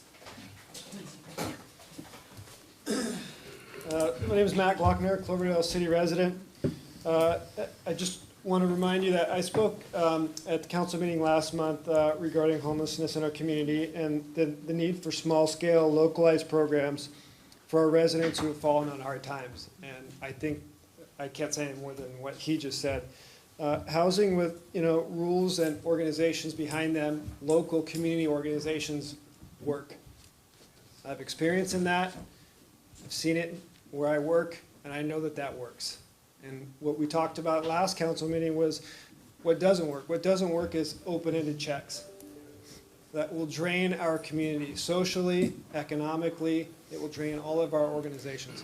What doesn't work is open-ended programs where you open the door and invite everyone from all over the U.S. to come to our community and say the door is open. Well, we're not talking about homeless policy, we're talking about a real estate transaction I right now, so we understand. can keep it on the I'm topic. I'm headed that direction, Great, yeah. thank you. And actually, that's a warning for any of the other speakers as well. We're talking about this transaction and this RFP, so please try to keep your comments directed on the topic. So with that, I appreciate the fact that as we move forward, that there was a direct statement earlier about the removal of the navigation center and the removal of those types of terms and open-ended policies that would come with that type of a transaction. So what you're looking at right now, I reviewed through the RFP, I looked at what you guys were looking at, and as a community member who's in favor of organizations like the Wallace House and the great work that they've done for people from our community, that's a really, really important topic. I really do think that that's something that this affordable housing that you're looking at, that the members of the community deserve, and that the members of the community can get behind. Thank you. Thank you. All right. Good evening, Madam Mayor, members of council, Sergeant Parker, city staff, thank you for your time. Madam Mayor, thank you for keeping us on track. We do very much need to continue to have a conversation about homelessness. I'd like to also thank Councilmember Walter. Thank you, Mr. Walter, for your comments about that transparency with that RFP process. That's an important aspect of all of this. I appreciate that we could very well sole source it and feel good about the fact that we did our due diligence, that we had that transparency. My concerns, of course, with the RFP is the time involved, the costs. We have someone with a bona fide, tested and true reputation here in Cloverdale, the Wallace House. In addition to Colleen's introduction of gentlemen like Mr. Scott and Mr. Bauer and Colleen herself, Mr. Shanahan, all of these folks are your navigation center. So I also want to commend you on moving that out of this conversation. We have a navigation center. It happens every Tuesday morning at 9 o'clock.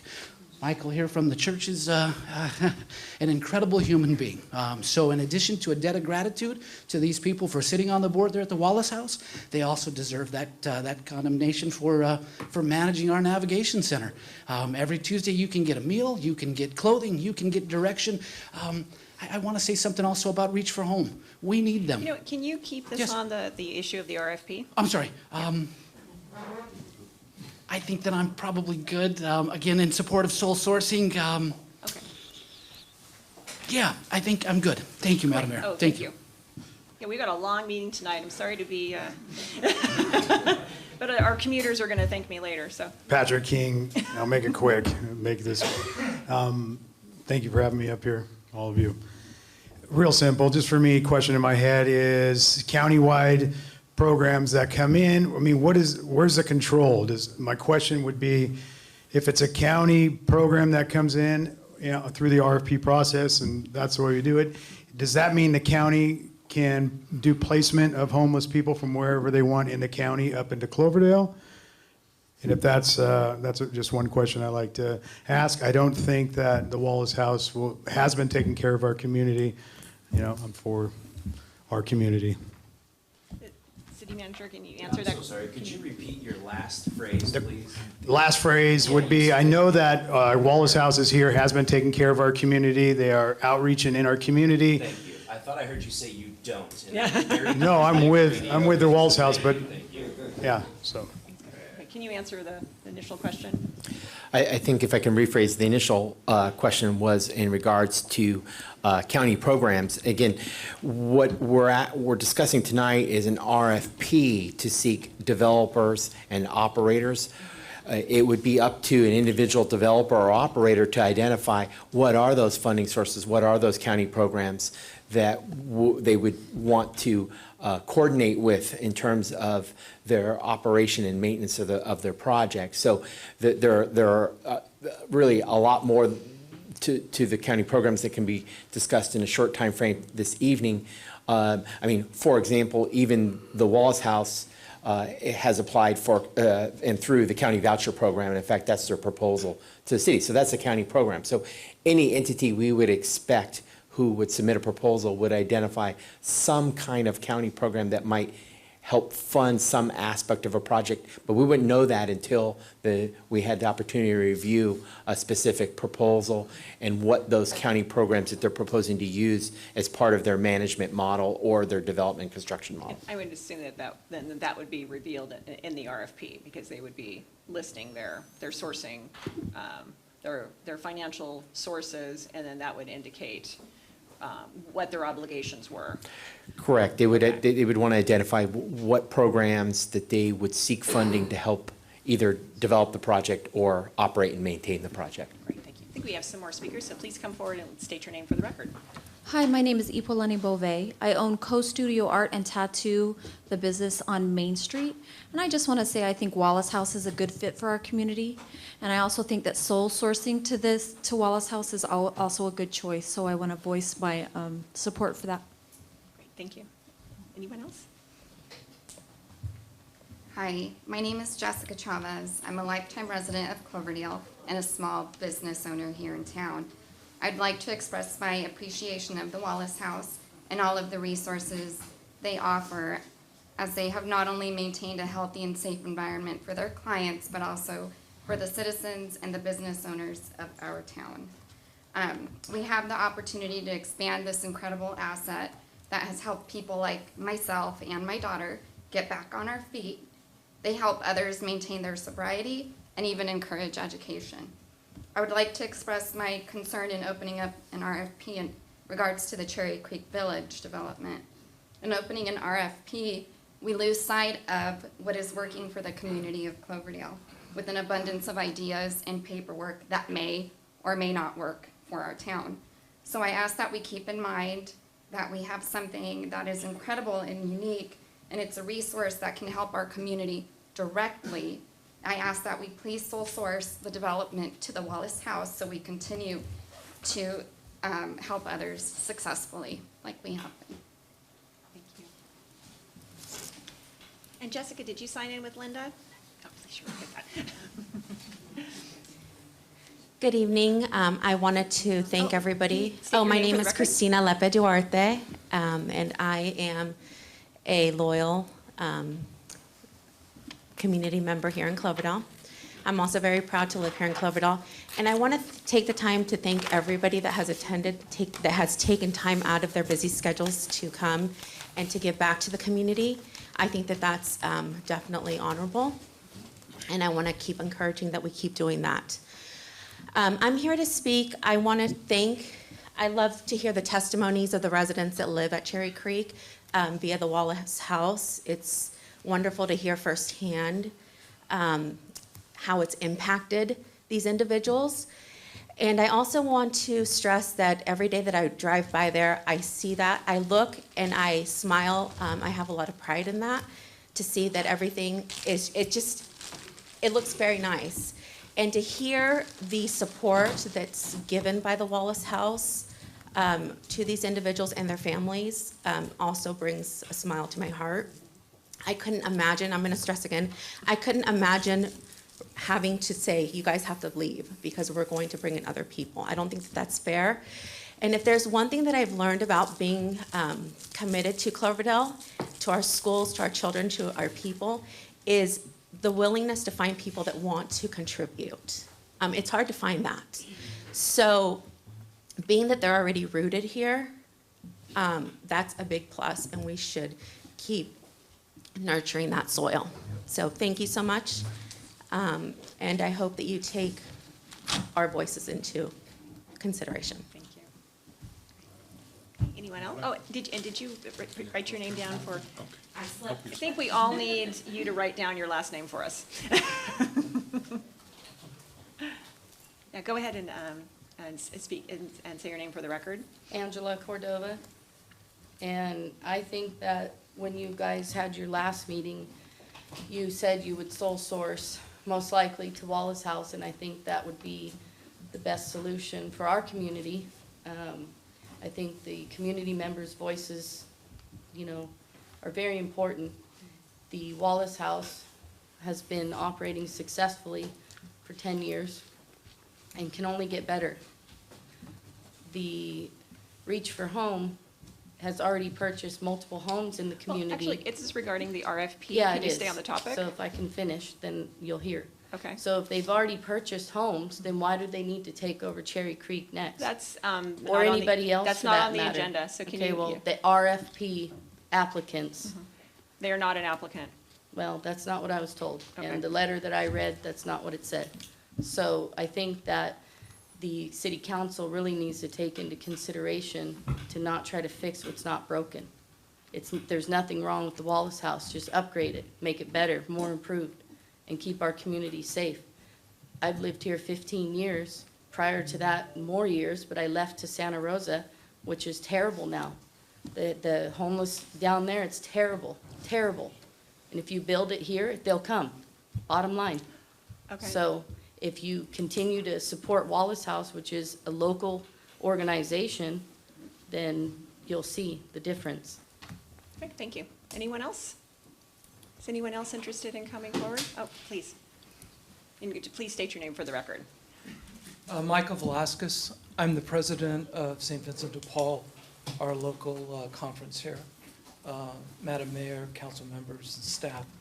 I just want to say that we're in partnership with the Wallace House and other nonprofit organizations that help us every Tuesday in providing more than 50 to 70 meals every Tuesday, clothing, and one-time utility rent, and anything to keep people from living on the street. We are in favor of the sole sourcing with the Wallace House. Thank you. Thank you. Would anyone else like to come forward at this time? All right. Well, seeing none, we'll bring it back to the council. Where shall I start? Let's see. Who wants to go first? Marta, would you like to go first? Sure. Go ahead.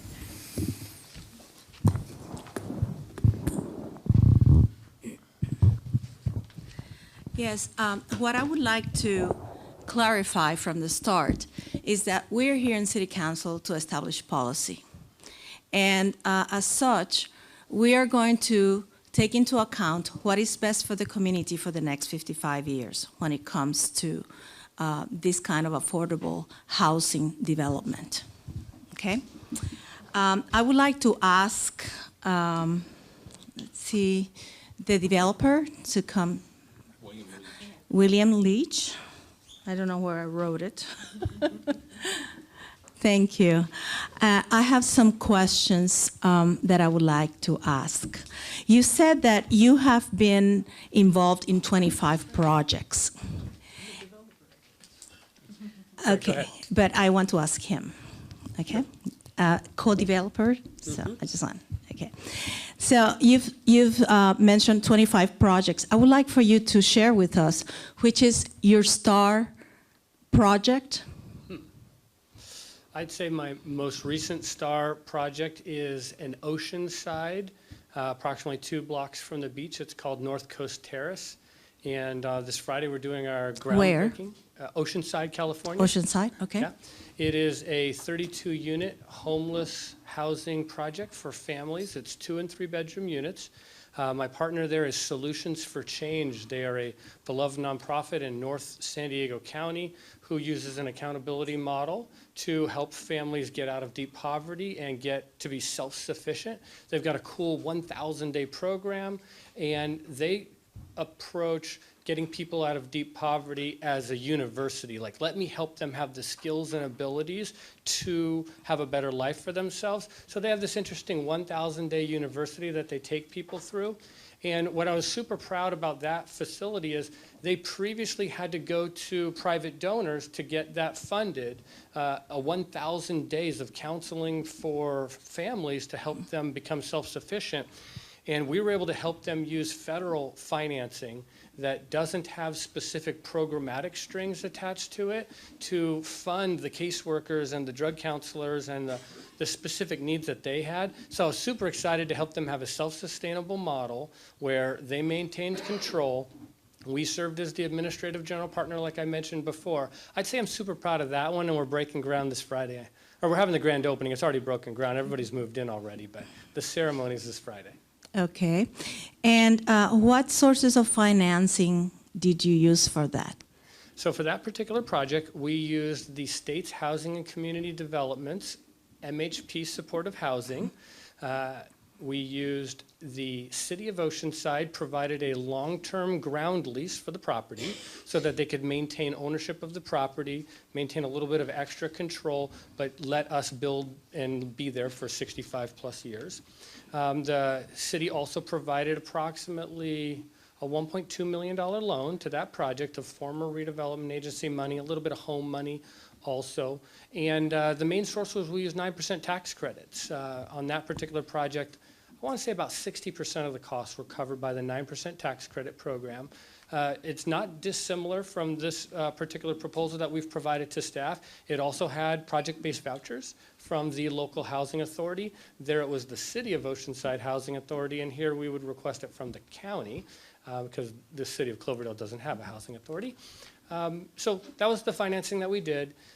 One caveat I would say to that is the state housing and community development monies that we got for that project, they now have more strings attached to them, and so I'm not proposing those exact dollars for this particular project because since we started that development and we would love to start this development, they've added some strings to those monies that I don't particularly want to impose on you. Okay, I have another question. You said counseling. So what is the staff and what is their professional preparation? At the North Coast Terrace Yes. project or what No, Wallace House would propose? at your STAR project. Oh, yes. So they do case managers or life coaches is kind of how they refer to it. They have drug abuse counselors, and they have a... And what is their professional background? I honestly couldn't speak as well as Solutions for Change, that service provider. I serve on transactions to help the development and help the compliance over the 55 years, and I am not a service provider. That's one of the reasons why I love partnering with folks like the Wallace House who really know how to get into the people's lives. So I couldn't tell you. I'm sure they're master's level caseworkers. I'm sure they have a good answer for that, but I apologize. I'm not as skilled at the service provision. And you said you've worked as a developer for 15 years? Me, 14 years. 14 years, okay. And which are the 6 nonprofits that you affiliate with? At the moment, I am working with 6 nonprofits. So the Wallace House, Solutions for Change, Innovative Housing Opportunities, the Cesar Chavez Foundation, the Solano Affordable Housing Foundation. There's Okay, probably that's good. others. So, yeah. Okay, so one of the questions that I also have is that I see that you're a faith-based organization. That's not true. What does it say in your opening statement when we look at your website? So Kingdom Development is a 501c3 charitable organization. We are not a religious organization. We are an equal opportunity employer. We're an equal opportunity houser. I, as one of the founders, have this sentiment that says I have talents and I should use them for my community. And the term Kingdom Development, if you're referring to that, or our motto, No. to use our God-given talents, that's a personal belief that says use our talents to help our neighbors. No, it was just a little misleading when I went into your website because it gave me an impression that it was a faith-based organization. And that is one thing that I'm definitely making sure that when there's tax money involved, that we keep that separation of state and church. And then the other question that I have. If I can, real quick. Yes. We have, again, no specific religious affiliation. Okay, yeah, and that's good. We've gotten dozens of financing sources from HUD, from counties, from cities, from states, and it has never been a concern. Okay. So if you get 1.9 million from the city and you get property, what additional financing do you plan to propose?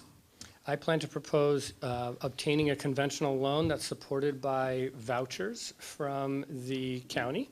I propose getting 9% tax credits, and the 9% tax credits would come from the rural set-aside. I would propose a family project so that it didn't have the state's hooks into how you may or may not provide social services. And so the main source of funding would be the 9% federal tax credit. So is that, by any chance, are you going to use the California tax credit allocation? Yes. You are. I apologize. The 9% federal tax credit comes from the California Tax Credit Allocation Committee, yes. Okay. All right. And then, anybody has a question for him? Because I have a question for Colleen, too. And may I just tail on to what he said about the faith-based? If you're going to, if that's going to be an issue, you're going to have a problem with Catholic Charities. EAH manages Kings Valley here. That's ecumenical affordable housing. I mean, that's clearly a faith-based Well, I'm referring to description. ongoing projects. Right. So I'm saying, but that will be, if you go through the RFP, it's going to be unlikely that you're not going to get something from someone partnering with Catholic Charities.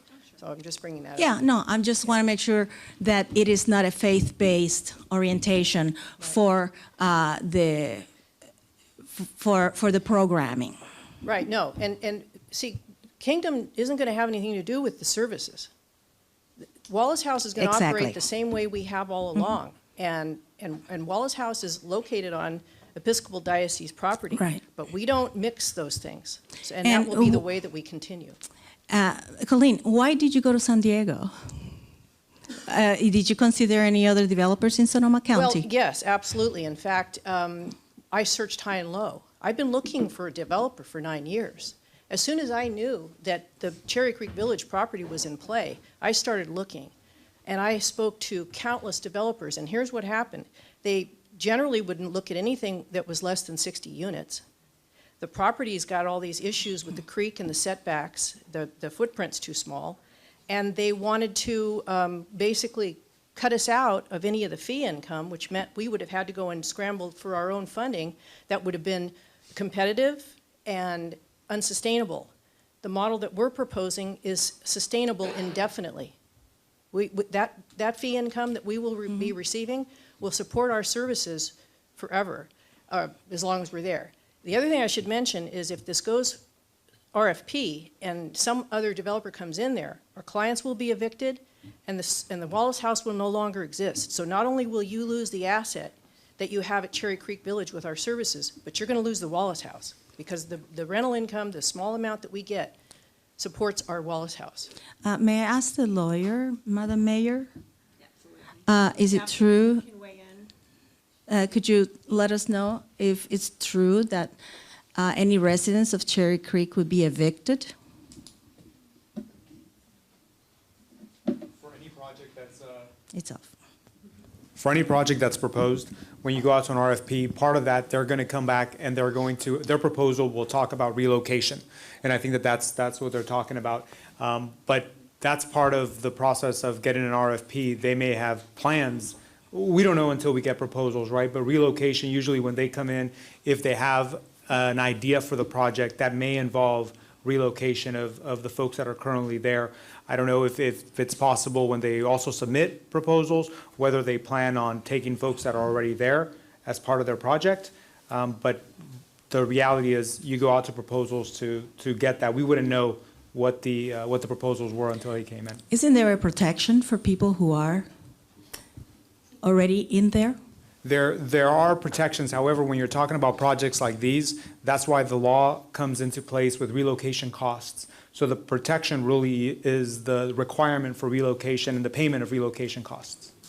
Okay. So that would involve an eviction process. So they would receive relocation benefits, but they would be issued an eviction notice. And then they would be, whoever the developer is, would be required to find a new location for that tenant and pay them some, I mean, it's not a bad deal because they would get some relocation benefits, but they still would be displaced. And our model has, it's a process where we would move the clients from the center back to the Wallace House temporarily or into an apartment, or they would we would take it in phases. So we'd take out the middle units, demolish those first, move some over to the other units, and then once these are completed, we move everybody over from the side units into the center units. And then this is all parking over here.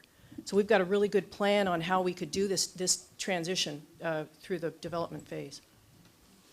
Now, I trust, and for all testimony and all the documentation that I've seen, that you have provided a very good program. Why not have an RFP process? Well, my concerns are that it's going to take a lot longer, and we have a fairly tight time constraint in terms of applying for tax credits. And we've got a deadline that's looming out there in September of 2022. This is going to take some time. So the RFP process, even if it's shortened, is going to take a while. And the other thing is that what I understand is that anybody that would be proposing this would be from somewhere other than Cloverdale. Our proposal allows us to focus primarily on Cloverdale clients. Anybody coming in here, like a Catholic Charities or say Reach for Home or someone else, they're going to most likely be receiving county funding. County funding is going to require that they participate in coordinated entry. Coordinated entry is a countywide referral.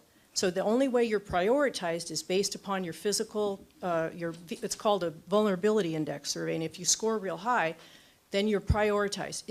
There's a regional preference, but that regional preference is from Windsor north. So we're not going to be able to, with a different developer and service provider, they're not going to be able to focus just on Cloverdale.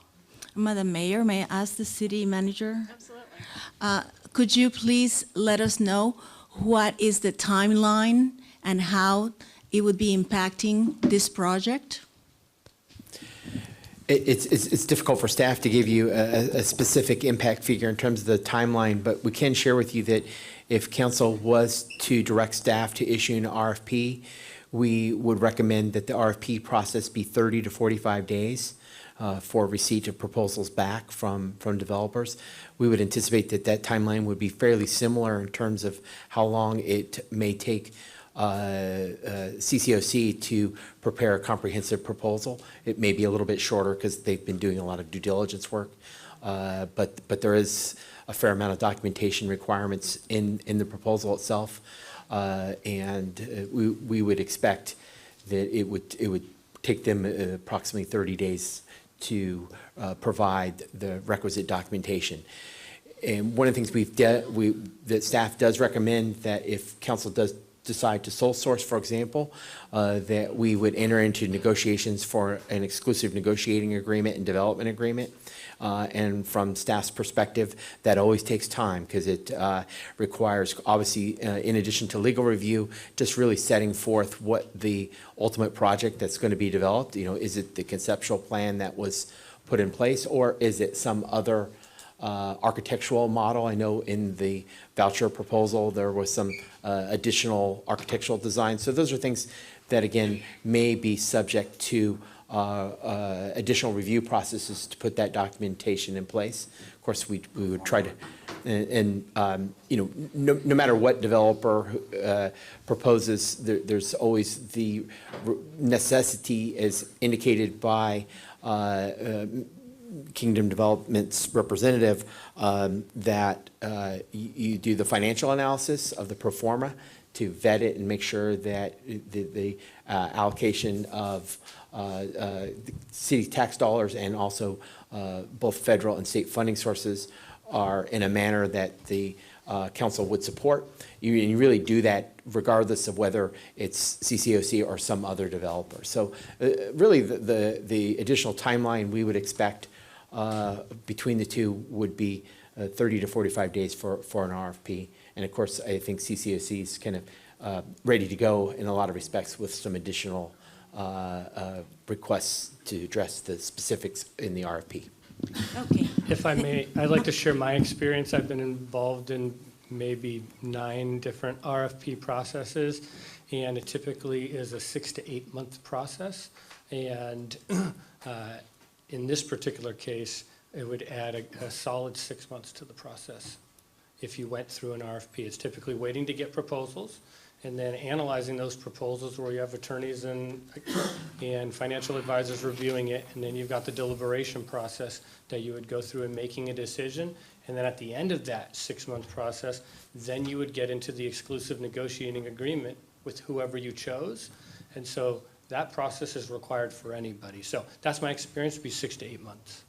And would you agree with that, City Manager?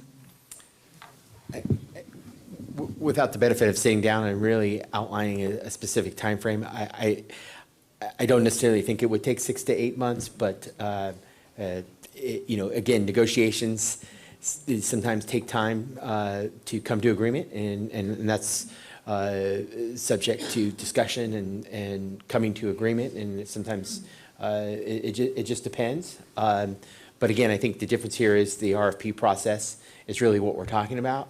The other processes that Mr. Leach are referring to, I think we need to do irrespective of whether it's Kingdom Development or some other developer or some other proposer. Thank you very much to both of you.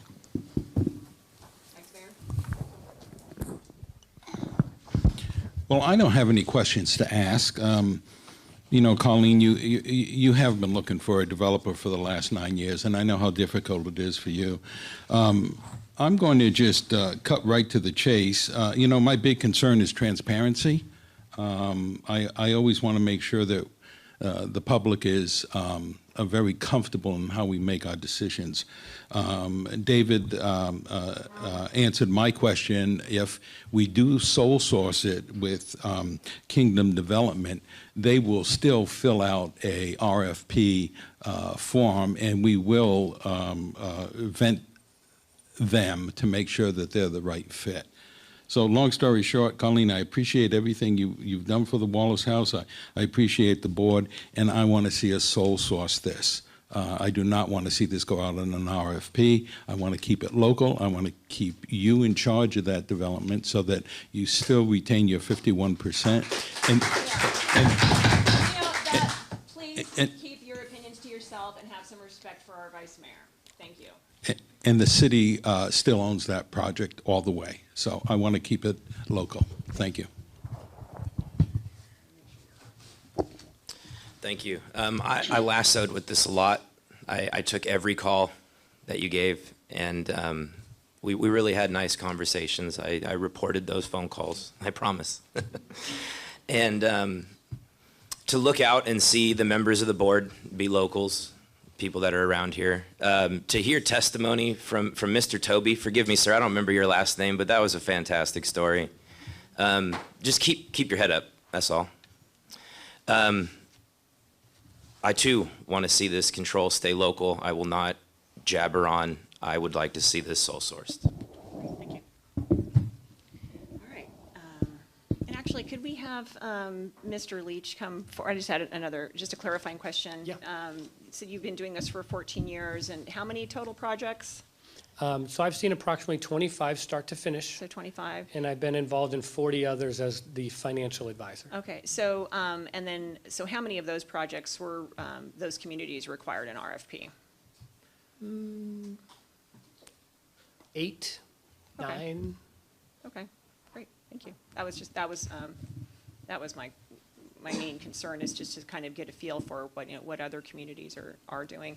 And I guess I'm a bit torn, because Colleen and I know each other. She knows that how much I support the organization, and no one at any time had ever suggested that we didn't support the Wallace House and don't appreciate them. But I do have some concerns myself, having listened to the testimony from Margaret, and I'm sorry, I would butcher your last name, so I'm just gonna call you Margaret. And just knowing that there have been, several developers. So I'm struggling with how to balance hearing that the Wallace House has been looking for a developer for 9 years, and then hearing recently that there have been, several developers in the market. And I of course want to keep things local, but I'm struggling for myself to understand how putting this out to RFP and putting it through the RFP process, because we're going to be gathering all of that. I'm just struggling to understand what the advantages are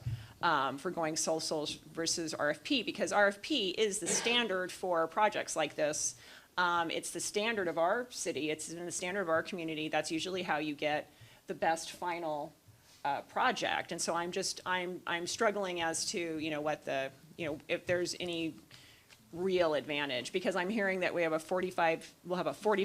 could issue this RFP immediately as it is. I think people are pretty happy with it.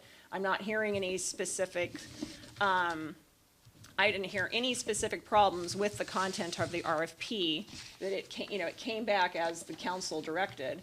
It could probably be issued tomorrow. It would have a 45-day period.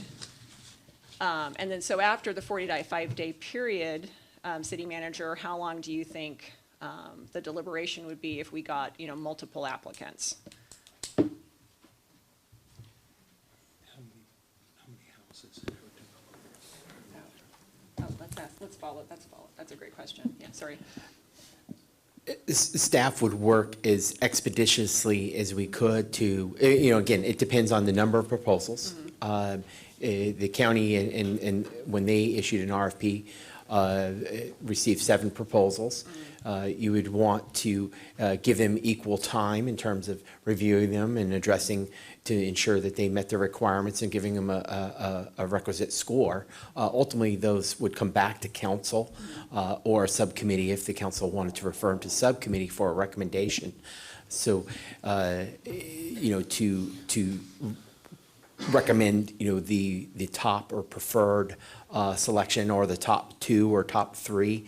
Often that's what happens is you through that RFP process, again, if we were so lucky to get 7 proposals, and we rank the top 3, you have them do a presentation to the council and, or the top 2, and the council makes a selection based on that presentation and overview of the programming, the development scenario, what other kind of options that the developer may have in terms of tenant assistance, what's their financing mechanism and so forth. And then you go through all that same process that Mr. Leach is referring to in terms of vetting the development pro forma, the documentation for an exclusive negotiating agreement and development agreement that's based on their project proposal. So if Regardless, they would have to go through the same process anyway. right, Right. I would estimate that for an RFP process, if we did 45 days, we could identify in the RFP that presentations would be proposals would be rated and presentations would be undertaken within another 45 to 60 days, based on council schedules, and so we'd be talking about roughly a 4-month process. So 4 months, okay, go I ahead. just wanted to mention, I'm mentioning the developers that we had approached during that 9-year period. The reason that they, in addition to the limitations on the property, they didn't want us to be a partner. Right. So, I mean, they could come forward now, and it would be a similar situation. And I think there were some discussions all along that if the RFP went out, that it would require that whatever developer was there would have us as the service provider. But then again, you're back to the same thing where we wouldn't be a full partner like we are with this proposal. And then the other thing I was going to say is in the scoring, all things being equal, our proposal could be identical to someone else's. Like, for instance, Burbank partnering with Catholic Charities. What I would propose is that we add to the scoring local presence. And the other thing that they really spell out what's going to happen with our clients. And if those things if those 2 things are included in the RFP process, I don't have an issue with it. My concern is that we get somebody in here who just kind of unwinds everything, and so that was it. Great, thank you. Absolutely, yeah, go ahead. So I just want to offer my opinion on this particular topic. I find the community, I find even the council, my perception from the council is even they're leaning towards this appreciation and wanting to make CCOC or the Wallace House work. When we look at this RFP, and the gentleman brought up, and we were able to concur, money will have to be spent just to throw your hat in the ring. I find myself as an individual, I mean, developer is a big word and all, but at the end of the day, they're still just a collection of people, regular people.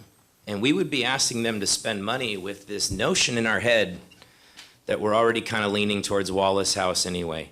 And it is my personal opinion that that's a little irresponsible of their resources. Thank you. Okay. Would anyone else from the council like to weigh in further? Now, Madam Mayor, you had mentioned that Kathleen mentioned about the programs that were available, but I'd like to see in those bids, how big were those projects from a dwelling standpoint? Margaret, I'm sorry, yes. It's name change night, so we apologize. I'm sorry, Mr. Vice Mayor, your question is? You had mentioned about going out on an RFP and Yes, being very successful. How big were those projects? So the last one we did was quite large, 170 units. So that's a different scale, and it is the city of Santa Rosa. So I think there is a difference here. Since I'm here, if I could, I think you can absolutely, and I want to agree with Colleen, you can absolutely put some requirements around your absolute commitment to protect existing residents. And I think your questions about due diligence, you would want to refine the financing assumptions and see really clearly how certain they are about receipt of tax credits and other competitive funds. There's an underlying question inside of this that Mr. Leach, I know, is quite familiar with about some sources of state and federal money do require what's called a housing first approach. And so that's a very deliberate policy choice that you would want to consider. I can help with sort of language and making sure that your policy intent gets baked in regardless of whether you do an RFP or stick with the homegrown team. We would want to be able to help you with any of those things regardless of which direction you go. So I'm not here to influence you one way or the other, but I think your policy priorities that I'm hearing around protection of the residents, good value for your dollar, are things that, you know, we share. I'm very clear that your city manager shares that, and we want to be helpful to however you can achieve that. Thank you. Thank you. I'm just going to, again, reiterate my support for the Wallace House and the project that they do. I'm going to respect Colleen's opinion. She's quite comfortable working with Kingdom Development, and I just want to see us go on a sole source. Thank you. Did you have a question for me? Should I stay here? Yes, yes. You mentioned that the last project was a large one. Yes. However, have you seen smaller projects? Absolutely. Like ours? Oh, yes, absolutely. So we have not RFP'd properties, but what we do is we offer the money, right? So more typical for us is once a year, we offer money, and we say to developers, you bring us your proposals, and my expectation is this one might come in the door, right? That says, we're gonna do this project, we need X amount of gap funds to pair with our tax credits and our federal dollars and those other things. So more typical is what we see is that we offer the public dollars and let developers come to us with all scale of projects. And what kind of, and I don't mean to use it like you're a shyster, but what kind of strings come with that financing? I do a lot of strings. I'm a good public steward. So we require 55 years of affordability. We check that they're making sure that they're renting to people who are of the right income level and that the rent levels aren't too high. And then it's normal real estate due diligence, things like environmental clearances.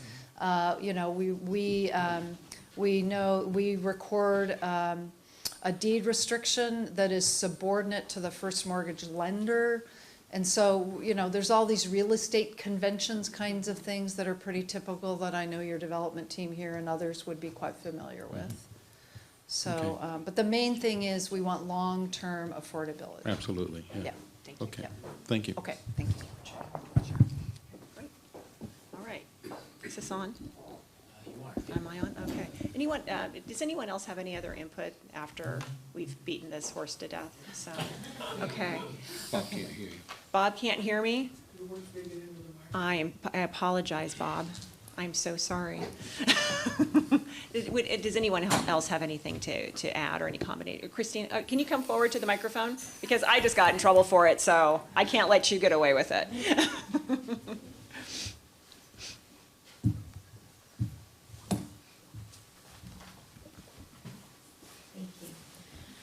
There's something, I just want to echo again what our council member Jason Turner echoed from his personal point of view. That's one of the things that I kept going through my head. And there's just also, $1 million, that's a lot of money. And it's not chump change. So I want that definitely to be stressed. I also, I commend when there is a partnership that has good communication. Communication is key, and that level of respect. And Colleen is seasoned. She knows her SHIT. And so that has my respect. And so I can't emphasize the importance of being local. This isn't, I understand that you guys want to make the right business decision, but there's also what's the right thing to do. And that's integrity, so. Appreciate that. Thank you. Thank you. So, deliberated a little bit. Why don't we do it, actually, before we do that, does the staff have anything to add or any points of clarification? I think at this point, staff has done our best to address the questions. It's really a policy discussion for the council to determine whether you want to issue an RFP or sole source it. I think at the end of the day, the process is pretty similar, whether you do one or the other. And it does require that, as Margaret indicated, it requires a lot of real estate due diligence, and we would work with our legal team to make sure all of the appropriate documentation would be put in place, and that does take time, whether you do an RFP process or you sole source it. So are we back? We're off. I gotta remember that. We were on, now we're off, okay. So I'm just gonna go back to what you were asking us to give you advice on, and I don't want to lead the council, but there are a couple of issues. And one is, do we sole source or RFP? But there's also the, I'm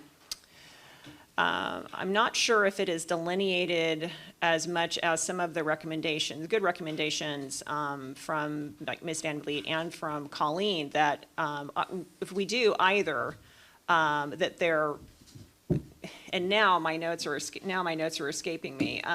There's specific instructions as to Regardless. that it's a local entity, that it's a partnership that is financially sustainable. The details that were mentioned in the previous testimony. That either way, that those it sounds like we would want to make sure that those are included in either the RFP or whether we go sole source. So those are the two issues. Do we RFP or sole source, and then of course modifying it so that it's very specific to what our community values are and the testimony that we've heard tonight and what the council wishes are. Is there any objections to that, or? No, and Madam Mayor, I'd just like to make the motion that we direct staff to sole source the Cherry Creek property with Kingdom Development. So I'm going to make that recommendation. I would like to second that motion. Would you want to include the specifications that were indicated about? Yes. The process should be the same regardless of whether we sole source it or put it on an RFP. Okay, I just want to be very clear. Does that make sense? Okay. If that's the case, we have a first and a second. Believe we're ready for a vote. So we have a roll call. Councilmember Cruz. I vote for opening RFP. So that would be a no. Okay. Vice Mayor Walter. Yes. Councilmember Turner. Yes. Mayor Bagby. Aye. Okay, great, thank you. All right, we're going to move on to, actually, you know what, we're going to take a 5-minute break, because we earned it. Well, we're bringing the meeting back to order. Fortunately, everyone has continued their private meeting to another location.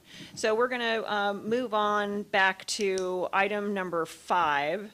And because of the hour and the rest of the items, I'm going to find out if anyone would like to continue this to another date. Would anyone? I'd like to continue the public comment.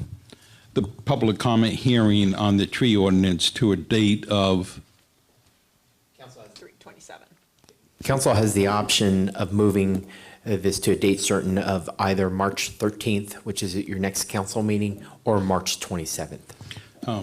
I think the 27th would be better because on the 13th we have the cannabis issue and that could run a little bit. So can we do it on the latter date, if that's all right with you, Madam Mayor? Certainly. Do I have a second? I second. Okay, all right. May we have a roll call, please?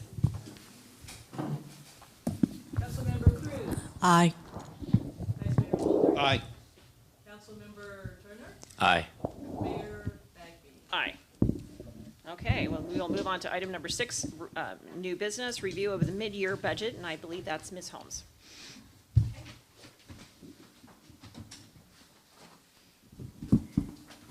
What we're looking at today is the mid-year financial report, where we stand so far. And staff is also requesting a budget amendment in the amount of $33,530 for workers' comp charges from REMIF that we weren't aware of until after we adopted the budget. The 33,000 is on your Exhibit A, and it shows that the REMIF is trying to increase the reserves by $1 million in the workers' comp fund, and it breaks out how that is happening per. Is the slide moving? How it's happening within each city, within the 15 cities, of the $1 million, $33,000 is allocated to the city of Cloverdale. So we're asking for that budget amendment. Other than that budget amendment, instead of going through this whole report, because I'm sure you all read it, I'm just gonna go through some of the major things that I think you'll find important. Okay, we're ready for the first one. There we go. When we did our budget for fiscal year 18-19, we had projected the 2017-18 fund balance for the general fund to end at $2,538,520, or 36.8%. Can you see it? Okay. Because now we almost have audited numbers. We know more what of what actually happened, and our revenues actually came in $228,494 above what we budgeted, and the expenditures came in less by $250,000, which increased our ending fund balance to $3,017,863, which is a 45.4% increase. So that's important when we go to 2018-19, because it changes our beginning fund balance. So instead of the 29.6%, we're actually ending with the 34%, and that is including all of the budget amendments that have already come through this far. And you can see on the bottom where it says difference, those are the budget amendments that have come through. 55,590 in the revenue is actually offset by some of the planning and engineering expenses, so those wash.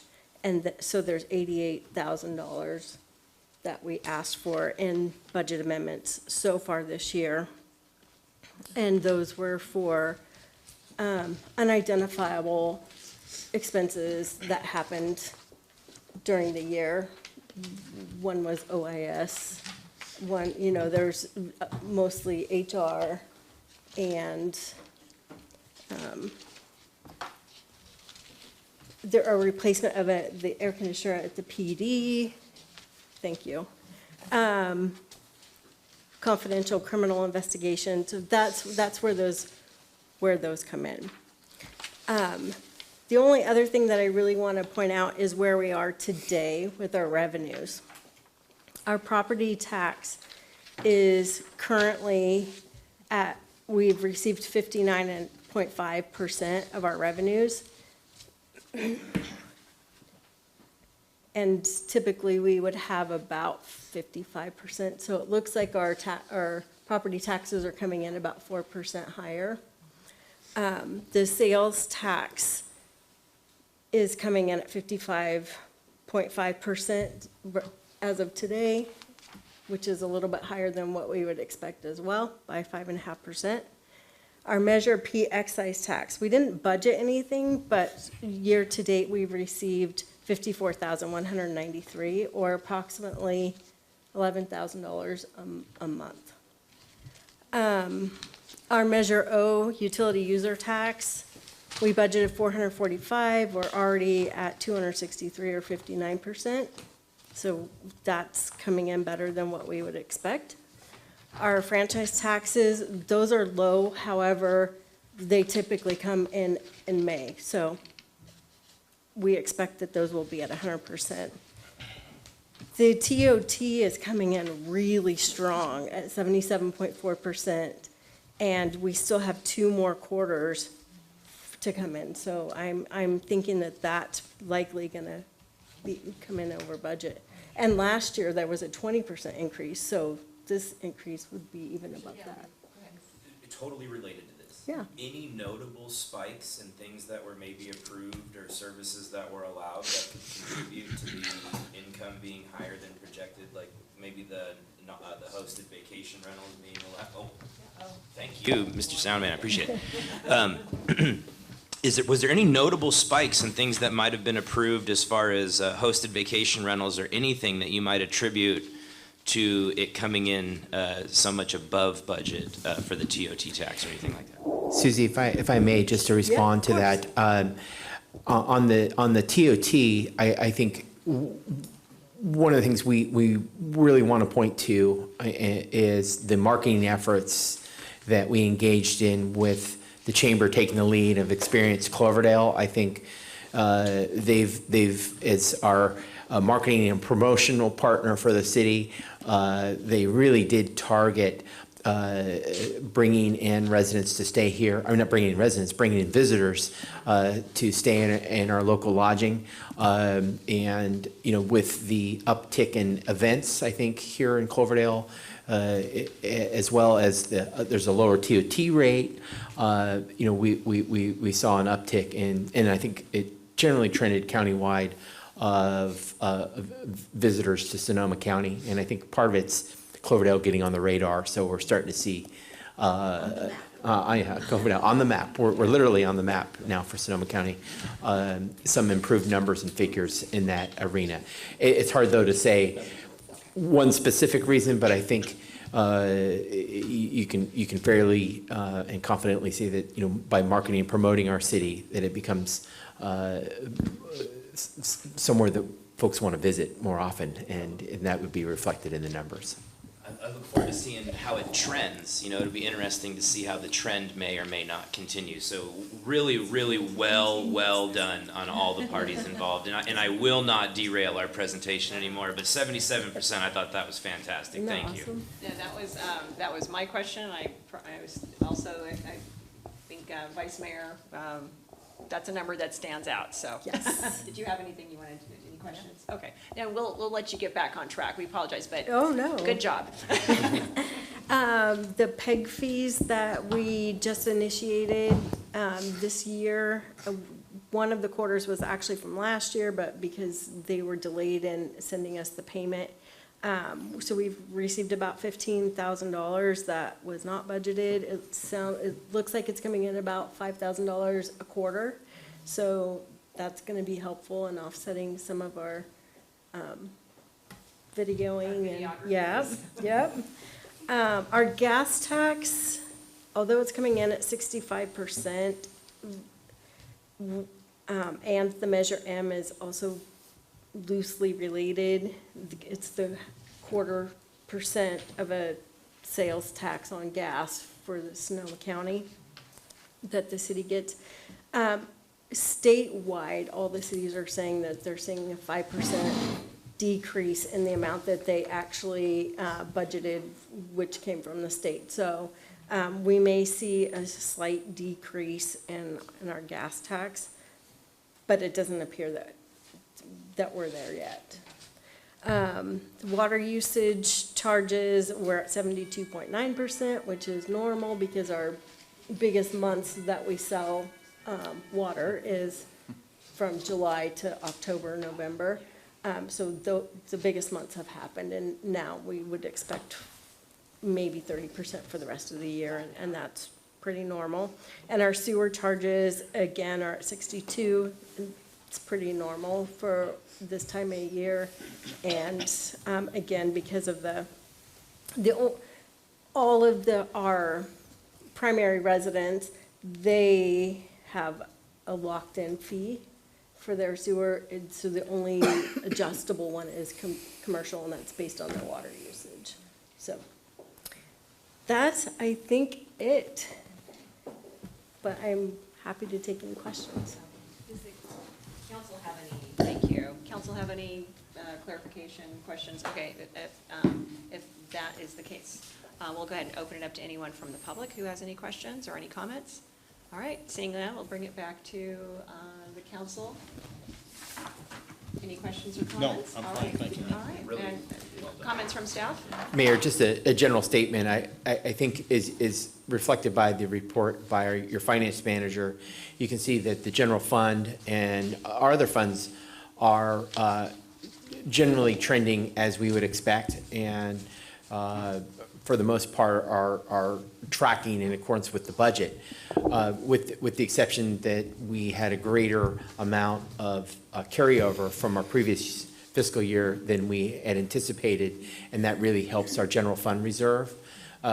Just a cautionary note is that for fiscal year 18-19, the general fund revenue that we predicted, it was less than the general fund expenditures included in your budget. So for the fiscal year, there was still some deficit spending in terms of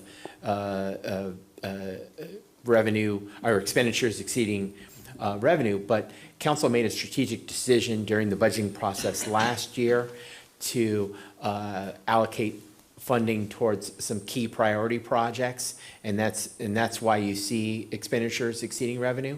And obviously, you know, at the I don't want to say request, but strong recommendation of staff that you continue to maintain a reserve balance above your 25%, because at any time during a fiscal year, you can expect that there are unanticipated expenses that come up, and of course that was true this year. We did come forward with some budget amendments that were, you know, we considered important and necessary, and of course the council supported those. And so, you know, we like to ensure that there is some adequate reserve above the minimum 25% to address those items that may arise and we would expect to arise during the fiscal year. I did want to share with council that we have received, you know, other requests for funding assistance that aren't put in the budget amendment that is before you. The only item that we included was really a mandatory expense related to our workers' comp premiums with our self-insured carrier. But council may want to, given that the fund balance is looking fairly solid, give direction to staff if you're so inclined on other considerations for the budget. We know, for example, that the History Center has made a request for funding. I think we're going to defer that to the budget process, but that could be something that you could direct staff to allocate, you know, during the budget. We've also received a request to help fund a special event, and that also could be something that council could direct staff to provide some additional funding support to, if you're so inclined. So I just want to point this out, that, you know, part of the mid-year is really to give council just an update on the status of the budget. You know, we were generally prudent in the budgeting process, with the exception of funding those really kind of key priority projects that you wanted to fund, you know, that were above our revenue projections. But given, you know, the significant carryover from the previous fiscal year, there is a little bit of room there for council to consider, some minor adjustments in the budget amendment that's included in your packet if you're so inclined to do so. And alternatively, we can also bring that back for future discussion. And I do want to just add one more thing. That is that a lot of the expenses, the reason that they were short in 2017-18 was because they were moved to 18-19. So they're still in the budget. They were low that year because they didn't get completed. So they're still in process in the 18-19 budget. Yes. Yeah, thank you, Madam Mayor. You know, David, you should know better than to tell us we have extra money, because we don't have savings accounts, we spend it. So I know Councilmember Cruz, and speaking of special events, is looking for some money to help with the Cesar Chavez celebration. I'd like to see us have staff come back or the finance subcommittee come back with a dollar amount that we can use to give to special events with certain protocols of qualification. And going back to the redevelopment days, we always set a pool aside of about $20,000. Actually, in the beginning, I think it was around 50. And one of the very first things we helped fund was the Friday Night Live. Nina, you may remember that. And you look at where it is today.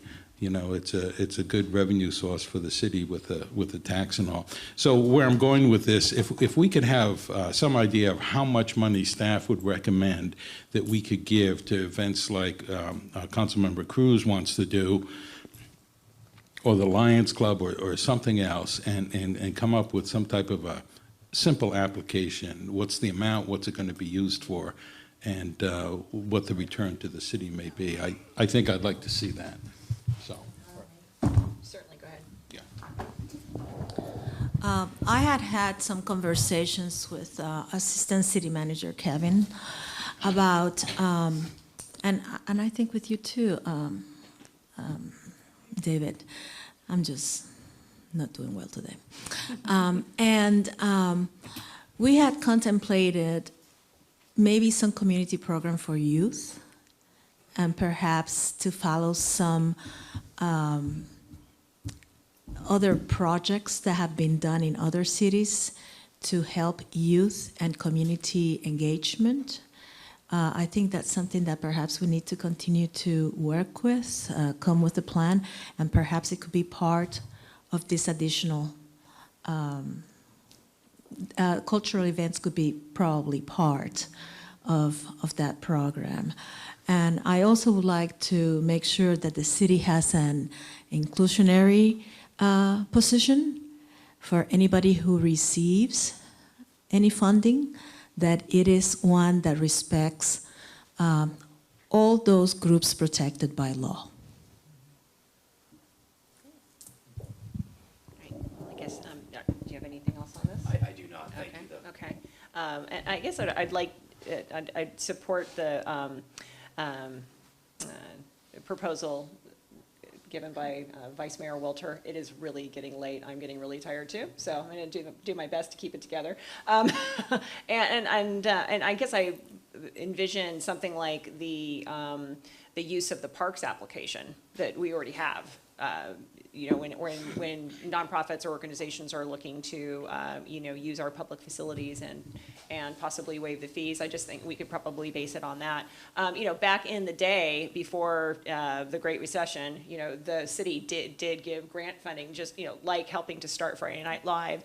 They donated money to Cloverdale Neighborhood Network when we did a citywide survey on services and things that people would like to see in Cloverdale. And just basically it underwrote the copying fees so that we could have paper surveys in English and Spanish and get them out to the community. So it's not unknown, but it's sort of been forgotten and been swept under the rug because of the recession. So I think it would be a great idea going forward that, we have just a small pot of some discretionary money when an event like this comes on. And then we have, specific guidelines that we use to make sure that it's fair and equitable and and probably a discrete amount because we don't have a lot of extra to spend. So, yeah, I'd like to see that move forward as part of the budget process. But if anyone would like to entertain a motion to set aside some, make a budget amendment tonight, I wouldn't be opposed to that, so.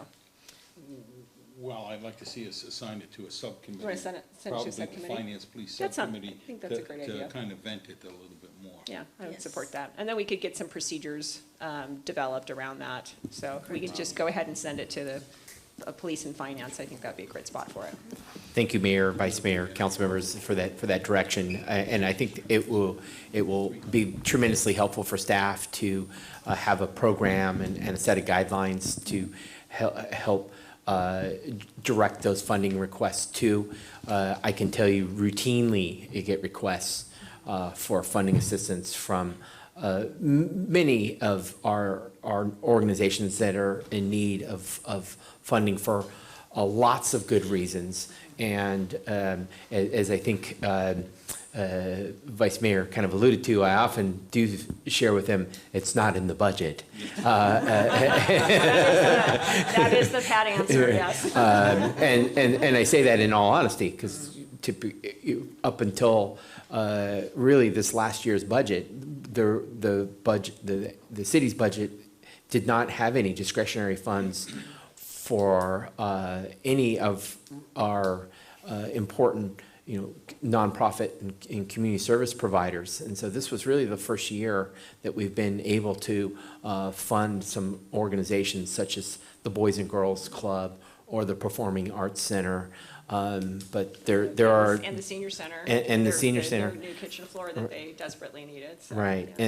and I've received requests from Friday Night Live to consider funding. I've received requests from the senior center and other community partners. Yeah. So we do routinely indicate that that's something you got to do during the budget process, so that council can look at it comprehensively in terms of all of your priorities and be able to weigh those priorities against one another. Because if they're presented on kind of a one-by-one basis, it's very hard to judge them against all the other things that are important in our community. And so we do our best to measure those expectations.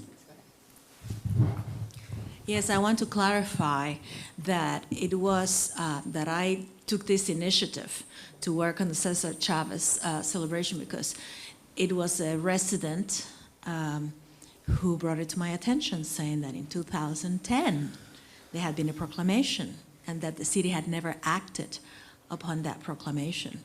And given the population that we have, I think it would be a good PR to move on it and responding to our constituents' requests and concerns. Thank you. Would anyone like to? Can I just add one more thing? Comment? Yes. Well, while we're on the topic of excess revenues, we also have a surplus policy that states exactly what we have to do with any excess funds. So I just want to make that clear that. It's not a free-for-all. Yeah, yeah. Release me a nice city of Cloverdale. Sorry. Yeah. Sorry, back to reality. Yeah. All right. Well, on that note, would anyone like to offer the resolution? No resolution. Yeah, there Is it on page 53, Susie? Or no, this resolution is 66. Yeah, the report is a little longer. Let's see here. It's on. I had it, and it is on page 66, yes. Yes. Would you like to read it off my iPad? Here, I will offer a resolution by title only, Madam Mayor. Thank you kindly. City of Cloverdale City Council Resolution Number 013-2019, a resolution of the city, forgive me, a resolution of the City Council of the City of Cloverdale amending the 2018-19 budget to incorporate additional workers' comp fund assessment associated with Redwood Empire Municipal Insurance Fund in the amount of $33,529 even. Thank you. Do I have a second? I second. All right, then we have a roll call, please. Councilmember Cruz. Aye. Vice Mayor Walter. Aye. Councilmember Turner. Aye. Mayor Bagby. Aye. All right, we'll move on to item number 8, introduction of an ordinance of the City of Cloverdale vesting authority with the city manager to appoint the office of Cloverdale City Clerk. And I'll let city manager take it from there. Thank you, Mayor. Thank you, Mayor. Members of the council, I'll be quick. The item before you this evening is introduction of an ordinance that would amend the Cloverdale Municipal Code to reflect that the city clerk is an appointed position of the city manager rather than an elected position. This change had previously been enacted by the voters through what was titled Measure R in 2010, and it was affirmatively approved. So the ordinance that's in your packet would make the necessary change in the Cloverdale Municipal Code and reflect that the position of city clerk is an appointed position rather than an elected position. Any questions? Seeing none, we'll open it up to the public. Would anyone like to make a comment on this item? All right, seeing none, we'll bring it back to the council. Any discussion? All right, would someone like to recommend the resolution? Would you like me to find it for you? Or the ordinance, rather, excuse me. You got it? All right. Here we go. Madam Mayor, if you'd be so kind, I'd like to offer a resolution by title only, City of Cloverdale Ordinance Number 729-2019, an ordinance of the City of Cloverdale vesting authority with the city manager to appoint the office of Cloverdale City Clerk and amending Chapter 2.03 City Clerk of the Cloverdale Municipal Code. Excuse me. I thought we were doing an introduction and waiving of the first reading. So the motion is introduce and waive the first reading of, and then Yes. it will be the title. Did I mess that? No, you're good. Did I miss something? Oh, did I mess up? No. Nobody messed I up. believe there is a, exactly, it's only 9:15. I believe there is a motion to recommend the ordinance and to waive the second reading. Okay. So just Just for the record, the motion is in the actual staff report. If you go down to options, it's introduce and waive first reading of ordinance number 729/2019, and everything else you just read, Councilmember. So maybe just for the record, I'll go ahead and clarify. So I would like to make a motion that we introduce and waive the first reading of the ordinance number 729-2019, vesting authority with the city manager to appoint the office of Cloverdale City Clerk and amending Chapter 2.04 City Clerk of the Cloverdale Municipal Code to reflect the vesting of authority. And now do I make a motion for this? No, I just stopped talking. Yeah, just stopped talking. No big deal. May I have a second? Second. All right. And may we have a vote, please? Councilmember Cruz. Aye. Vice Mayor Walter. Aye. Councilmember Turner. Aye. Mayor Bagby. Aye. Thank you. All right. Thank you for the hand-holding, City Attorney. I do appreciate it. It's not for the faint of heart. We'll move on to item 9. Sorry, and my apologies. Receive presentation on the CASA Compact, a 15-year emergency policy package to confront the housing crisis in the San Francisco Bay Area, and I believe that's City Manager. Thank you, Mayor, members of council.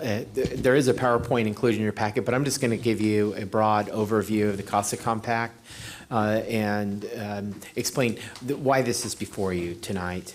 The CASA Compact is as referred in the agenda report, a 15-year emergency policy package that's really targeted at providing or addressing the housing crisis in the Bay Area. Included in the compact are 10 elements that are focused really on kind of 4 main components of the housing issue. And I'll just walk you through those. Element 1 is a just cause eviction policy. It's a regional-wide policy that would require landlords to pay relocation assistance for tenants for no-fault evictions and state just causes for any termination of tenancy. Element number 2 is a rent cap, which would establish a Bay Area-wide rent cap that limits annual increases in rent to no more than the consumer price index plus 5% in any year for the next 15 years, and would require annual notices of allowable rents. Element 3 is rent assistance and access to legal counsel. It's the element is really to provide tenants with access to free legal counsel and emergency rent assistance and you face eviction. And those 3 elements really are all under kind of the context of rental housing. Element 4 is to remove regulatory barriers to accessory dwelling units or ADUs, and this would amend existing state law to remove, any regulatory barriers imposed by local jurisdictions, and to allow for multiple ADUs in multifamily homes, and create a small homes building code.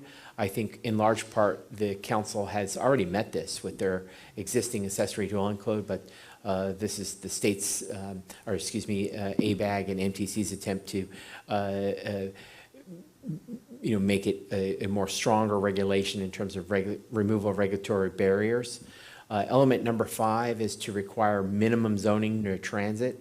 This could require that jurisdictions and cities allow housing up to 50 feet tall, which is something that's much taller than what is provided for in our zoning ordinances, and have minimum zoning if you're within certain feet of a transit area, and facilitate commercial parcels near job zones to be allowed for housing as well.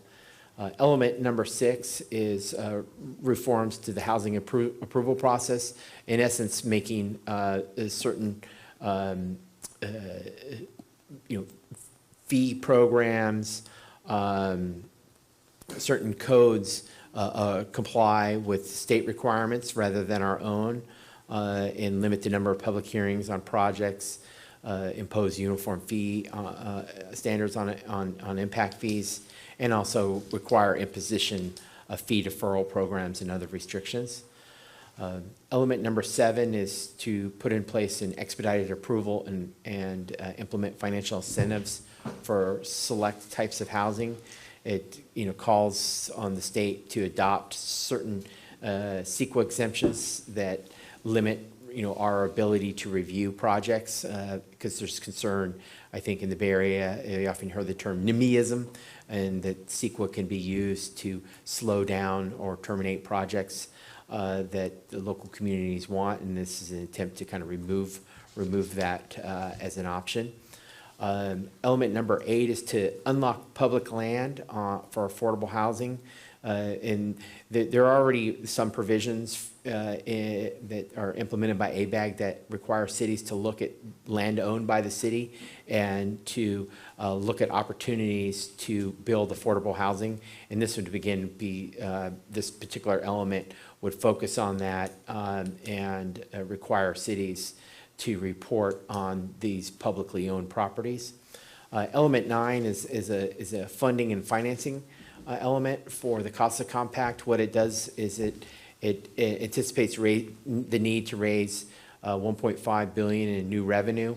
This would be something that would call upon state legislation to enact new taxes and ultimately maybe even result in voter initiatives to support providing the funding for new residential development.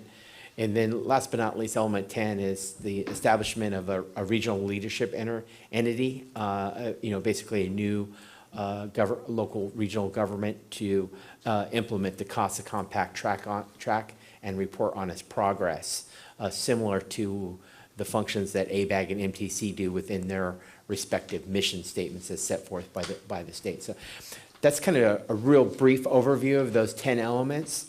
What we are asking for the council to do is to review CASA Compact and provide the mayor with input for the League Legislative Committee, which I believe is scheduled for March 14th.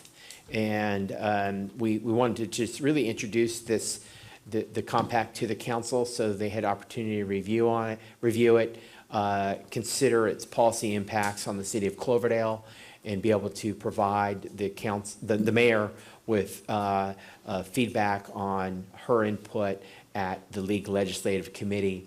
Because at this point, the ABAG still has to make a final determination of whether they're going to approve it, but MTC has approved the policy plan.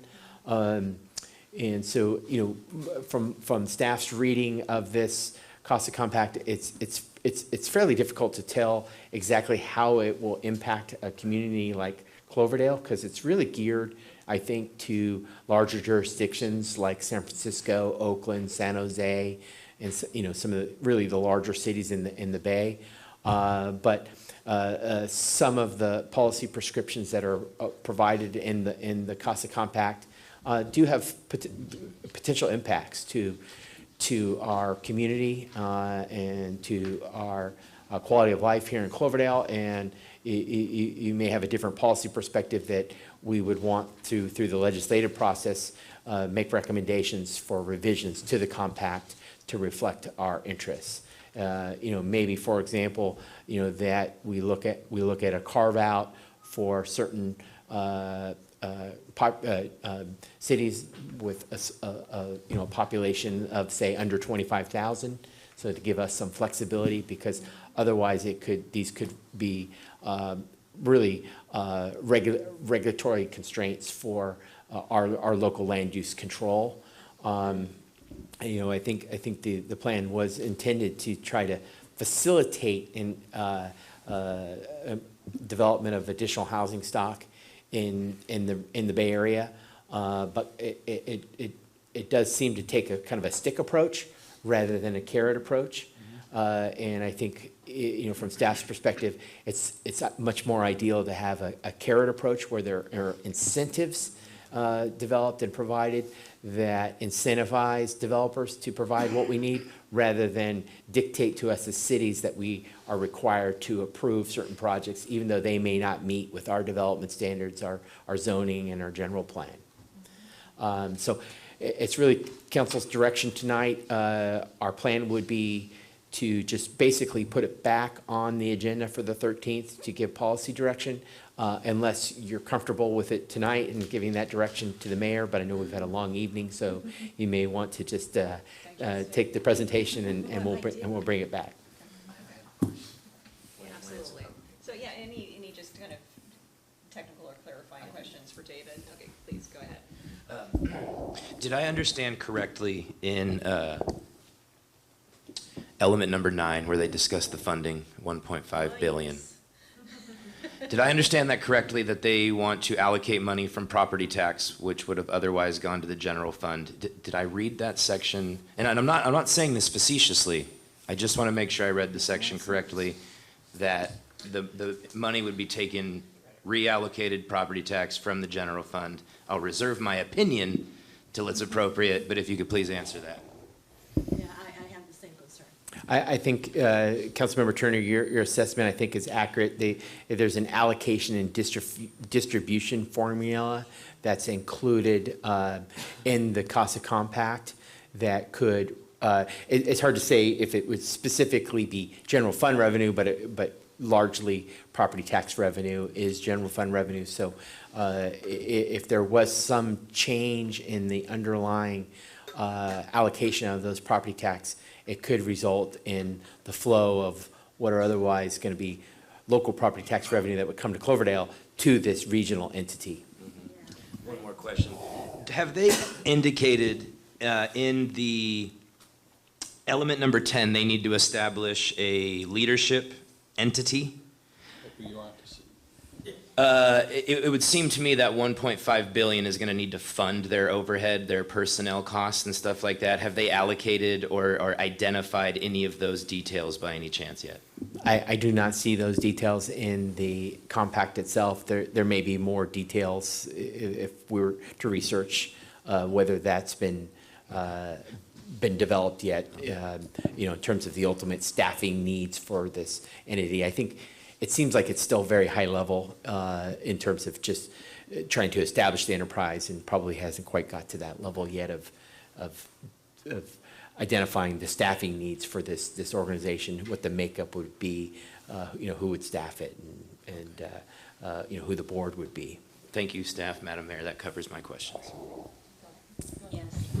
I have a question regarding number 7, element 7, that it would say, and limit local jurisdictions' review of certain projects. I mean, I think that perhaps that would be addressed to bigger population areas, but I don't want to have that taken away from us. I think we need to have the jurisdiction to review our projects. Any questions? Just clarifying questions. No, not clarifying, no, like comments, yes. All right. Well, I have one more question. Okay. Then on 8, where it says, Step on up if you're going to. allow residential development on all developable public land regardless of zoning. I have a problem with that. What does that mean? I think what it means is that, to use, say, a real world example is if the city owned a piece of property that more than likely would be zoned public institutional, for example, that we would be required to allow residential uses on that property by establishing that property in our housing element, that it can be utilized for housing purposes. So, we'd have to look at what available land there is, what those parcels are designated, and, whether the council would support that being utilized for residential purposes. Usually that is a decision that's left to councils to decide, through a public process to determine, does it make sense to rezone a property. This seems to suggest that we would be required to do that as part of our housing element. Look at parcels that are zoned or owned by the city, and to enable those to be used for residential purposes. So I think at this time I'm going to go ahead and open it up to the public, and because of the hour, I'm going to limit comments to 2 minutes, please. Madam Mayor, thank you. So clearly a lot of questions. I've read through this thing word for word. Take your time. It is very much put forward as a one-size-fits-all, and it doesn't. But there are issues I think that we need to begin to address. If we look to Hillsburg is currently having issues with no-cause evictions. They're talking about a rent cap. They, in 2016, passed a tax that was supposed to go to affordable housing. They've since squandered about 1/3 of that because it all went to the general fund. Allocating funds specifically to a lot of questions, a lot of issues. Please take your time, because I don't believe that one size fits all. All of you have very, very good points and issues of concern, so take your time. Thank you. Thank you. Anyone else? All right, on that note, I'm going to close the public comment and bring it back to the council. So, again, I'm looking, we're not going to make a decision on this tonight, but I do have that legislative meeting coming up on the 14th. So I do need to hear from my council members what their opinions are at this point, so I can bring that back to the legislative committee. So, Marta, do you want to go ahead and start? Oh, right now, can I just send it to you? Can I send it to you via email? Yeah, should we? Because I really cannot organize it. I mean, I took a whole bunch of notes, but I didn't think I needed to have, point by I point. guess maybe could we just have some summary statement as far as that's what I'm looking for, right? Just some guidance as far as the. Right. The way we agendized this was that we would bring it back if council wanted time to digest and offer formal comments to the mayor. Okay. So if you'd like us to do that, that's what we'd plan to do, is bring it on the 13th. But we did want, if council felt inclined to provide comments to the mayor tonight and give her direction, we wouldn't have to bring it back on the 13th. Okay. It sounds like we'll need, and we'll have 1 day, so you'll be able to give me direction at that meeting. but this is a good time tonight to ask any questions so that would help you formulate your. I have it. You- Just to write it down. Okay, so do you want to go ahead, or do you want to bring No, it back? I want to wait. Let's wait, okay. Gus, did you have anything? You know, geez, this is a terrible program as far as I'm concerned. Don't hold back. We just lose all of our control on anything we want to do. And now all of a sudden we've got another bureaucracy coming up in Sacramento, an executive director that's going to have to be funded. Reallocation of property taxes, well, you know who's going to pay for that. The trickle down as it is now is only 17% of our property taxes. How much less are we going to get? They talk about all these feel-good programs, and they can't even get the train to Cloverdale. You know, when they get the train up here, then maybe if I'm still on the council, I'll go ahead and consider it, but I don't want any part of it. You know, Vice Mayor Walter, I must say, in the time that we've known each other, we don't agree over everything, but we damn sure agree over this. I don't like any of it. Okay, maybe there is some language in here about being human to human people that are in an unfortunate situation. Good job putting that first. All right, at least you got me to read the rest of it, but I'll stop being facetious. I don't like money being taken away from property tax. I don't like having to just railroad all of our zoning to make room for housing. I think Cloverdale is taking measurable steps in ensuring that we have the appropriate housing for the different people. Introducing another bureaucracy, another entity that wants to be paid. They want $1.5 billion now. If they don't do it in the time frame they thought they would, anyway, I'm sorry, Madam Mayor, I do not support this. I think we know which direction this is going, and just to try to find the silver lining in the cloud, the issue I have with the compact is that it actually contains some really good ideas that we've I've heard different members of the council advocate for, and previous council members over the years. And one specifically is reforming Proposition 13. That's absolutely necessary. Reestablishing redevelopment. Lowering the voter threshold on housing measures. I think that I can really get behind that. Providing funding for formerly homeless. And stabilizing and building our construction and trade workforce. The problem is it's couched in a lot of other policies that, fortunately, because we don't have the train, probably wouldn't apply to us. I mean, that's the irony, is that if we had the train, we would be in the position that Cotati is in pretty much losing the character of their downtown.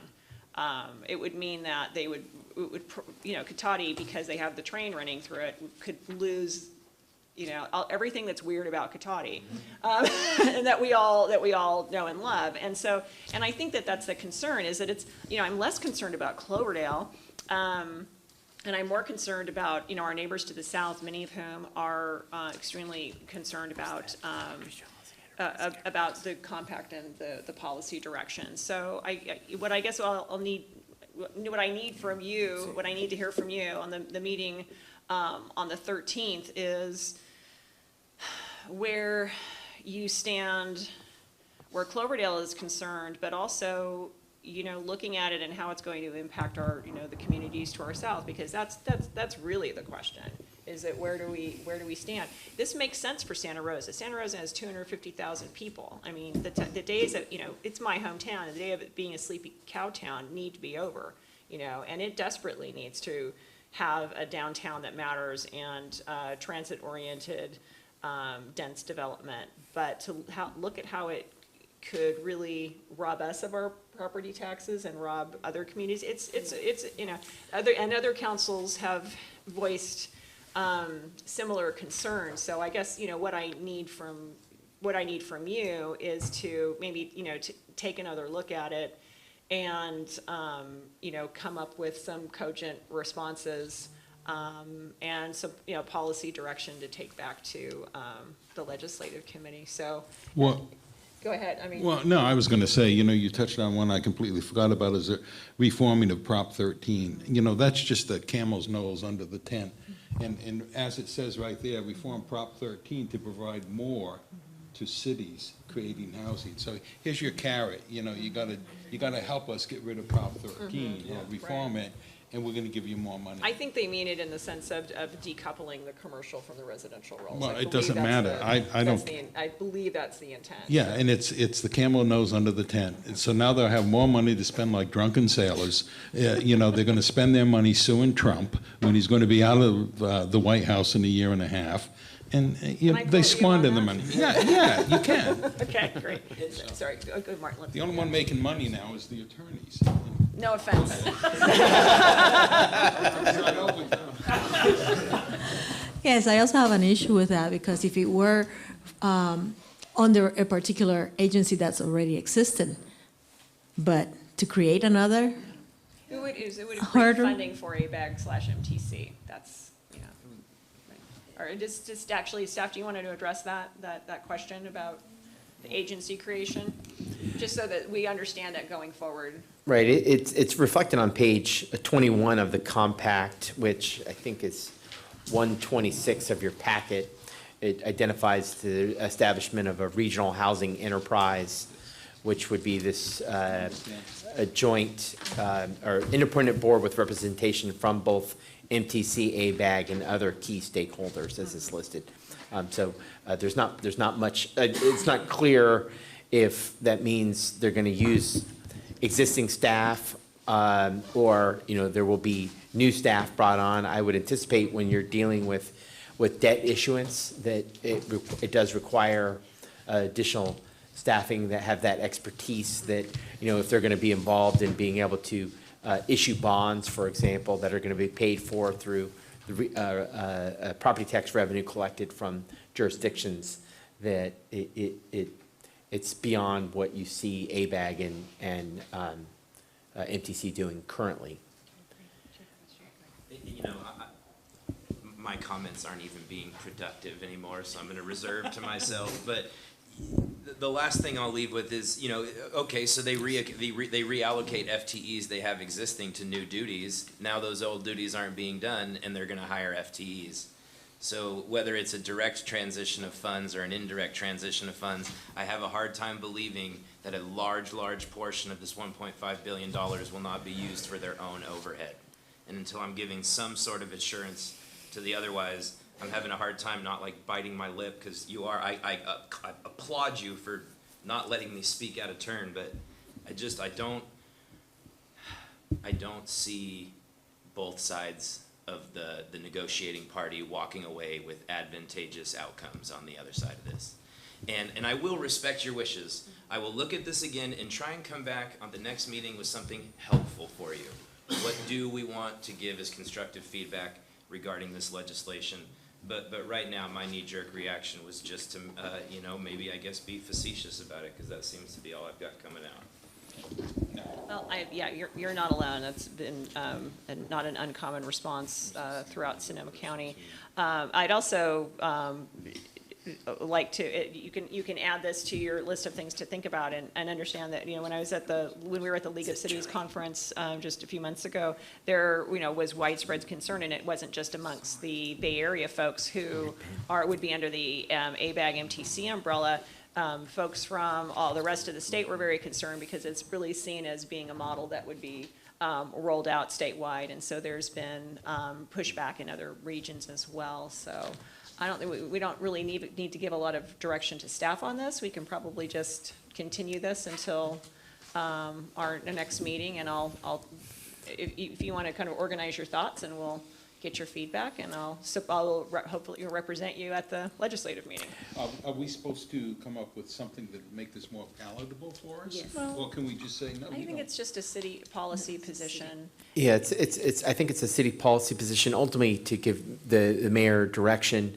I'll give you an example. City of Cotati took a policy position on the CASA compact on each element and provided comments on each of the elements that then can be directed back to the appropriate legislative, or legislators that are working on this at the state level now at this point. And I think ABAG is still waiting to adopt this. Yeah, ABAG has not adopted it yet, but MTC has. And I think that that's the approach that's what I need to hear, because, you know, we can appear that we're guilty of NIMBYism by saying, no, we don't like it, we hate it, you know, shove it back, you know, you guys can, you know, we don't want to do this. But if we can at least come with, you know, a reasoned approach on, you know, each of the items, because some of them are very good, and they're consistent with Cloverdale's stated policies, but there are some big glaring holes where it is not consistent with our policy or our interest, and so it would be helpful if I could take that back to the group. Yeah, for example, council could offer a kind of a high-level comment that, again, there's a carve-out for small cities. Because when you look at these policies, they tend to be geared to jurisdictions that have high populations, highly urbanized. You know, we don't really have a dynamic transit system in Cloverdale, where a lot of the policies that they're providing I think are intended to apply, where you have, you know, five-story type of 10 or even 10-story projects, because they're not supported in a small city like Cloverdale.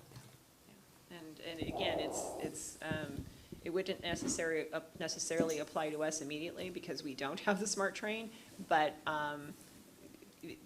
let's look at it as taking a policy position to, you know, support or agree with, you know, the concerns of, you know, the folks to the south. Because, yeah, again, some of these items will benefit Santa Rosa, a larger city, and they will not benefit others. So that's what I'll need to hear from you. So, great, thank you.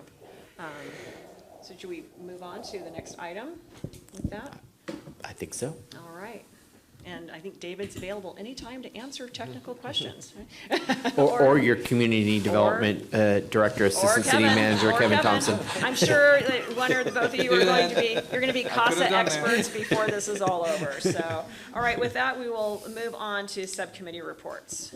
And the airport will next meet on June 4th, and I bet that's going to be an interesting meeting. So I invite everyone to attend who possibly can, June 4th at 10 a.m. And then our finance, administration, and police, our next meeting is going to be March 28th at 4 p.m. Wonderful. The Planning and Community Development Subcommittee is going to meet on April the 16th, 2019. Am I allowed to talk about things that might be on the agenda? You don't need to. Okay. But It's very likely we're going to bring back a second reading of the Right to Industry Ordinance, and so I really encourage anybody watching at home, anybody here that wants to participate in that dialogue, please come to the meeting. We still have some room in the stands, so to speak, at the City Hall conference room. But if a large number of people do show up, we may be resulted to standing room only. But I really want the community's input on this one, and as many people that are willing to lend their opinion. I know I'm asking for fire here, but I'd really be interested in hearing it. On March the 26th at 4 p.m., we have our Public Works Subcommittee. As you heard from earlier in the meeting, we have some concerns from the community that are going to hit the agenda. Again, please, I encourage you, lend your voice. If you're watching at home, if you're here tonight, we welcome it. So hope to see you there. Thank you. The Joint City School District is going to be at 5 o'clock on Monday, March 18th. And I had requested some information about additional agenda items. Thank you. Fire district is in June. June 10th? June 10th. Right. And I think the city subcommittee meeting is also yours. I'll go ahead. Are you looking for it? I'll go ahead and announce it. So it's, school district is next going to meet with council, or the subcommittee meeting will be Yes. March 18th. March 18th, yes, I did say that. Okay. So council reports.